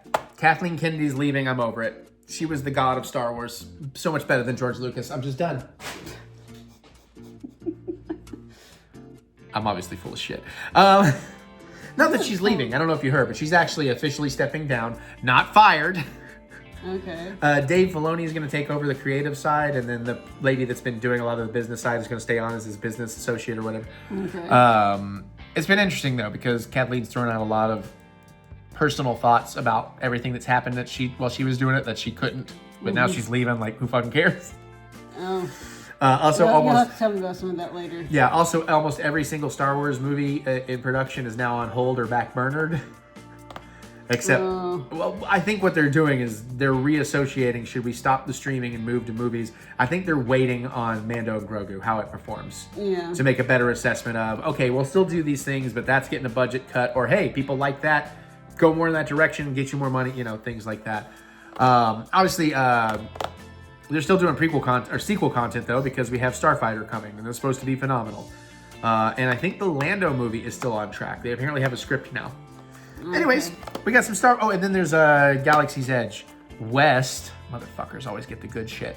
Although I'm of two minds of this, but they're going to add original. They're going to take half of Galaxy's Edge and make that more original character area. Okay. So like roaming around, you'll be able to run into Darth Vader, Luke Skywalker. They already have out there, but they're going to have a Han Solo, and they're going to have Leia in her adventure outfit that we've never seen done in live action. It's from the comics and stuff. It looks really cool, and from Battlefront too. Anyways, I got a bunch of these cool pins when we were there. They all look like this, just in different colors. I'm kidding. There's some very cool ones on here. I'm not gonna be able to see it with Mary's face in the way. Or box so we know This is our first time opening these. Your face is, never mind, now I got focus. So it's kind of like almost propaganda posters. It's kind of got that vibe, but for a lot of cool characters on here. Okay, we opened up something else that had similar color scheme. Yeah, but we have not opened these because I have 4 of these. That's all I bought. Was it the droids? Yes, you're thinking of the droids. That actually makes sense. This has a 3PO, it has an R2, it has a Finn, it has a Poe, it has a Chewie, it has... Is that Luke? Yeah, Luke, Leia, and then I guess a Resistance pilot that's probably Poe. I like these. I think these are going to be very cool. I hope they look cooler than they do here, and then I will really love them. But I bought 4 because I wanted to, get in here. Who do I want most? Probably Luke, Poe, and Leia, or the pilot. That'd probably be the ones I would want most. All of them are nice. I'll take any of them. All right. Oh, these are side taped. Yeah. Oh, good. These have like little tear notches on them. What? Makes it less interesting. We're not going to be able to feel these because they're all going to have the exact same shape. Oh yeah, the colors pop a lot more. Is that Poe? Yep. Okay. Poe, damn, Moran. Oh yeah, this is a weirder plastic. This is a much... Yeah, I noticed. I mean, that's cool. The colors really pop. I like that they say resist. Yeah. You have to like really get in there though to see who it is. Yeah. Because from here, this could be anybody. Mm-hmm. It's Poe's driver's license. But I mean, even, the colors pop. You get a little closer, you see Resistance, you see the Rebel. I think it's pretty cool. Cool. Poe is on my list. He's also one of the pins I wanted. I made a sex joke. Pew, pew, pew, pew, pew. Hey, that's appropriate for me to open. Leia in her Mickey ears. See, I turned the pin back around to give her the... Well, now we have a double blues. Blues Clues. I know what I'm doing. What are you telling us to do this for? Poe, I have a plan. Listen to me. No, I won't listen to you. Oh, I'm sticking to... I'm going to do my own plan and fuck everything up. That was Eric Butts Presents The Last Jedi. Hey. Yeah, R2-D2. Not in my top 4, but still very cool looking. At least you can actually see who it is. It does pop. The blue background. It does pop. I wouldn't mind getting one of the orange background ones now. So, Finn, Chewie, or Helmet X-Wing pilot, which the pilot is probably Poe. Let's see what we can get. But I think the orange and the blues would really pop side by side on a jacket or something. Or guitar straps. That could be... Oh. Oh. I tore the tear strap and didn't actually open said package. Try again. I guess I'll try the other tear strap. Guitar straps, maybe. Maybe. Do they make a Disney pin trader guitar strap? That'd be cool. I'm one with the Force is with me. I'm one with the Force is with me. I'm one with the Force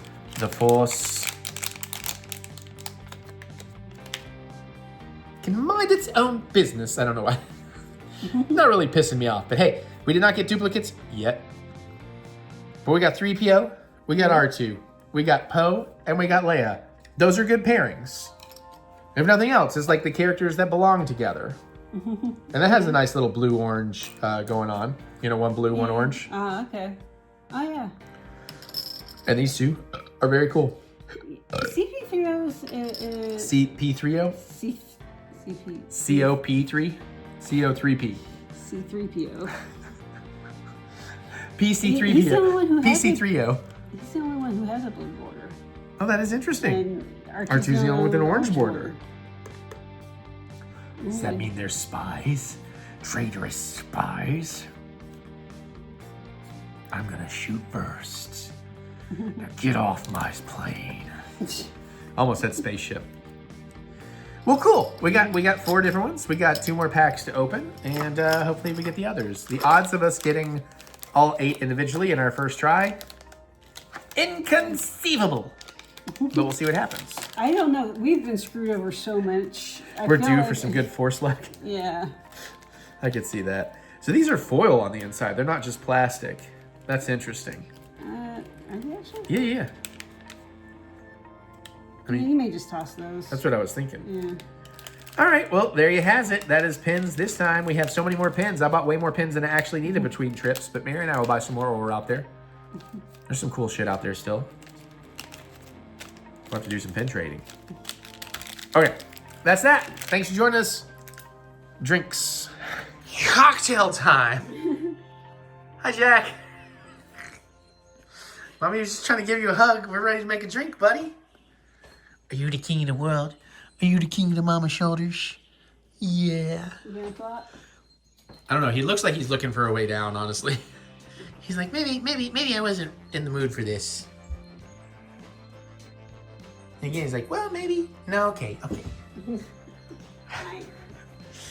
Hey, so we already filmed next week's cocktail, but it made more sense to go on the Valentine's Day episode. So today, we're going to get weird. I found a cool cocktail idea. I don't know how I came to it. I think I was searching certain type of flavor cocktails, and I came across this variation of a margarita. This margarita that calls for silver tequila. That's new. We'll talk about it. Cointreau.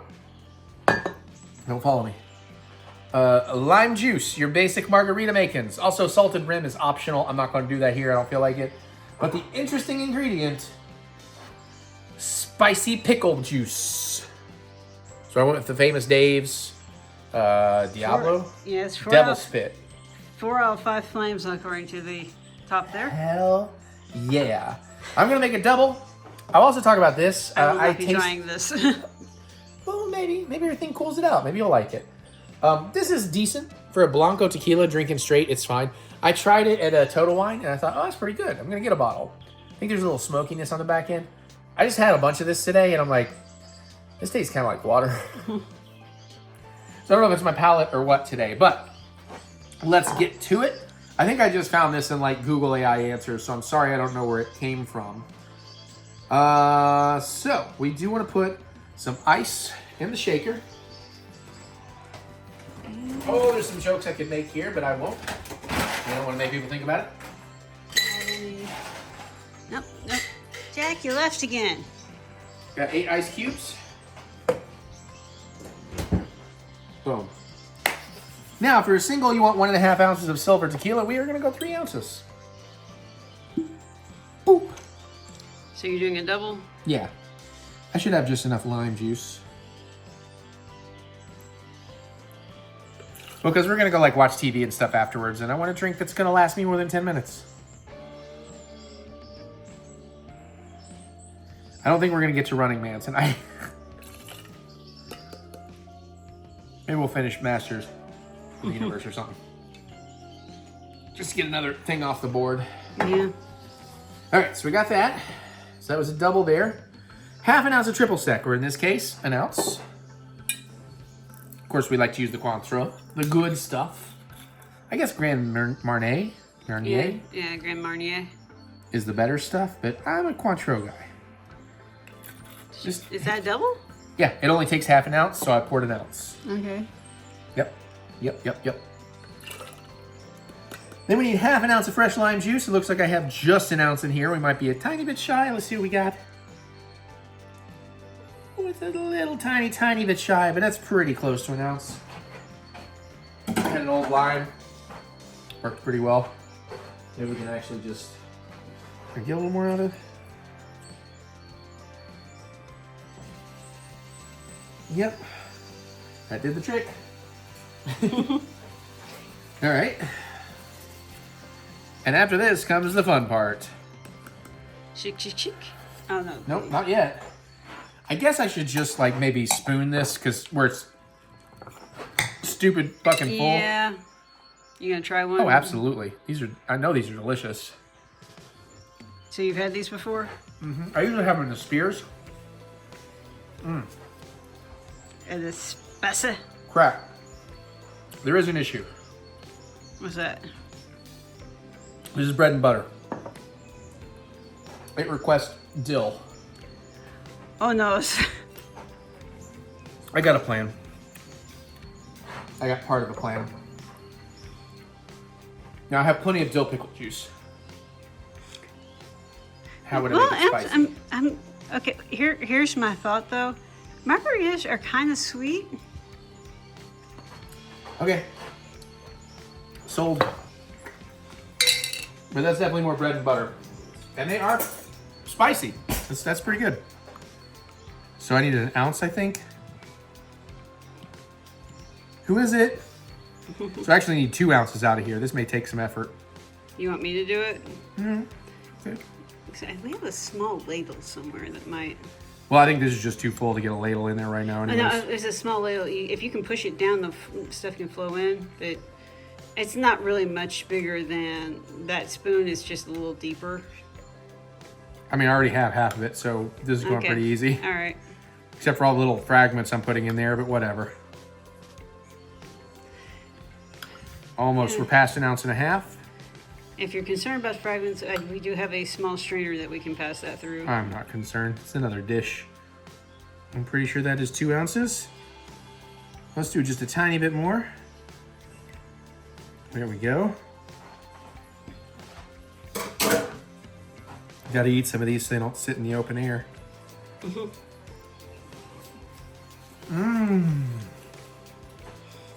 That was good. Good shit.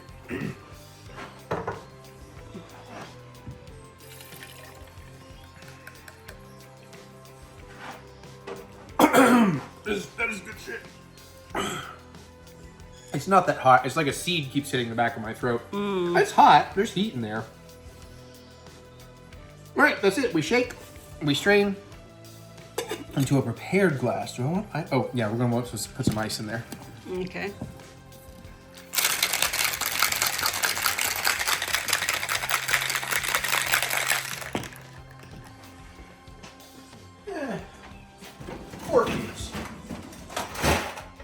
I thought about garnishing the rim with one of those pickles.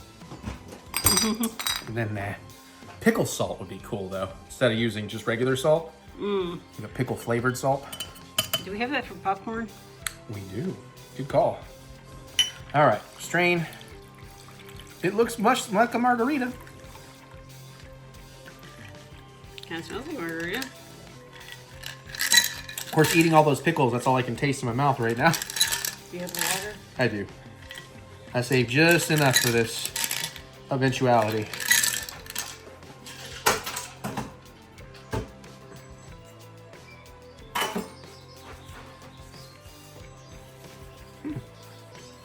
Get a little drippy there. All right. I do have a good feeling about this one. Okay.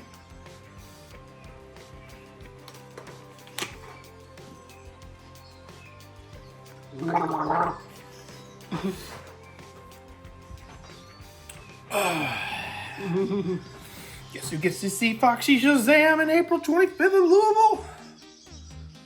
Okay. Salud. Salud.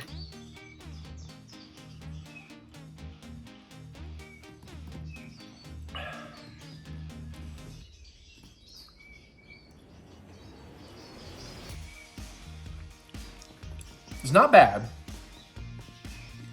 I get the heat from the pickle juice. The lime's there, the Cointreau, the tequila. I don't really get the pickle flavor, but I think that's where we did bread and butter. I think the dill would pop more. You would definitely get a tangier vibe. Yeah, this is just kind of sweet like a regular margarita, but it has some quite tasty heat.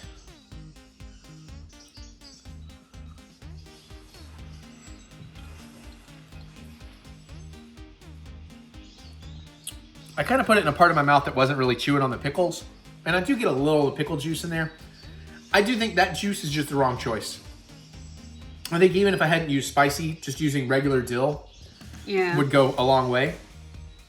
It's very good. I do think it needed to be dill. I think that's the issue. I should have sacrificed the heat and gone dill. Or if I had realized ahead of time, I could have just muddled like some Serrano or something in there to give heat with the dill juice. But this is a spicy margarita. And the dill pickle juice doesn't throw it off. There's just that tiny extra bit, tiny hint of that pickly vinegar kind of flavor. It's good though. I mean, otherwise it's a basic margarita though. So I was hoping I'd get a little more out of the pickle juice. It's no pickle-tini. That's the gem. Take your favorite martini recipe, swap the olive juice for pickle juice. You're welcome. You can also do it with pickled jalapeno juice, which is a pickled jalapeno-tini, which is awesome because it tastes like olives and then pickles, or the other way around. You can also do a pepperoncini martini. Same deal.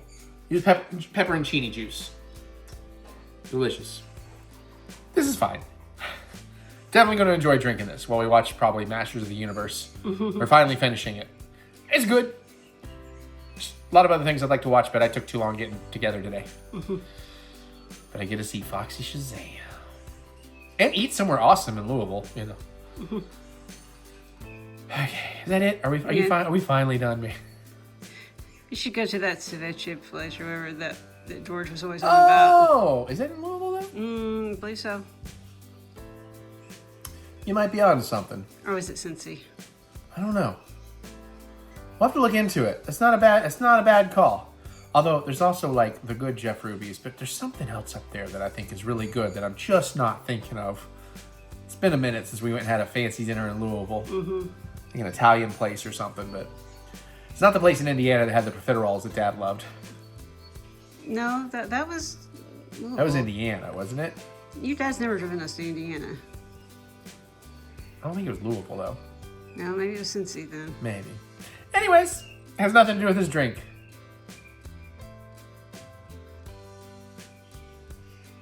La la la la la la la la la la la la la yeah yeah yeah yeah yeah yeah yeah yeah. 'Cause God knows I've had some rough fucking years.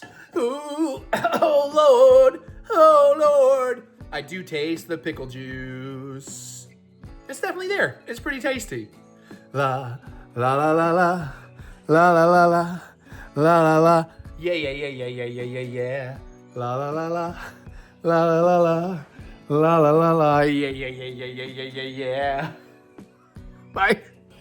And there you have it, another hippy dippy vlog. I don't know, I just wanted to say that. Another fantastic vlog where we did some fantastic cookery and some awesome movie reviews and some fun unboxings. Next week is another Disney one. I believe it is Mickey and Minnie's birthday, November 18th. Of 2025. So I don't remember what I did, but you'll enjoy that. And then that comes out the day that Mary and I leave for a new Disney adventure. And the week after that, you will get what we're calling our Valentine's vlog.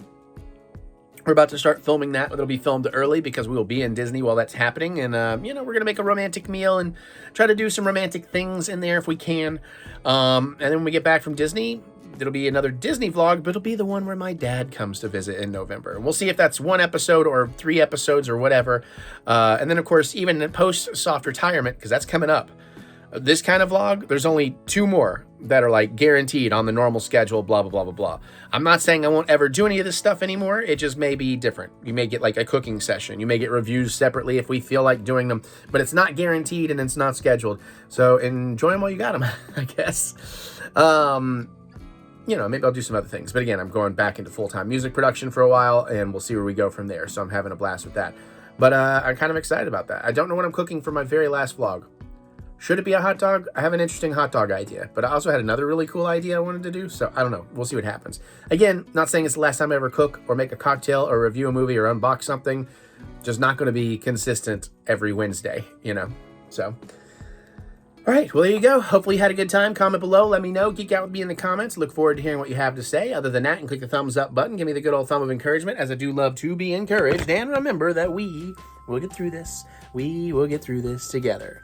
Check out my music anywhere you listen to music. Oh, yeah. Look up TheEricButts. Get excited for more stuff. There's so much new, cool stuff coming. I wrote this, like, heavy, killer intro riff the other night, and I'm, like, stupid excited to figure out what I'm going to use it on. Sounds so cool. And get excited for the new stuff. In the meantime, there's still plenty of video game Let's Plays, food and cooking videos, and filmmaking, and it's involved in all of it. You can follow it right here or go to TheEricButts.com for all your funky butts fun. There's more with the links in the description below, so click the See More button to see more butts. Now I gotta get out of here because I'm trying to make so many videos before we go on vacation, and I'm not as far ahead as I would like to be. So I'm gonna go play a whole bunch of the DLC for Indiana Jones and the Great Circle for my membership people, exclusive to the membership side. You might want to check that out if it sounds interesting. I'm going to do all that and more. I love y'all. I'll see you all later. Thanks.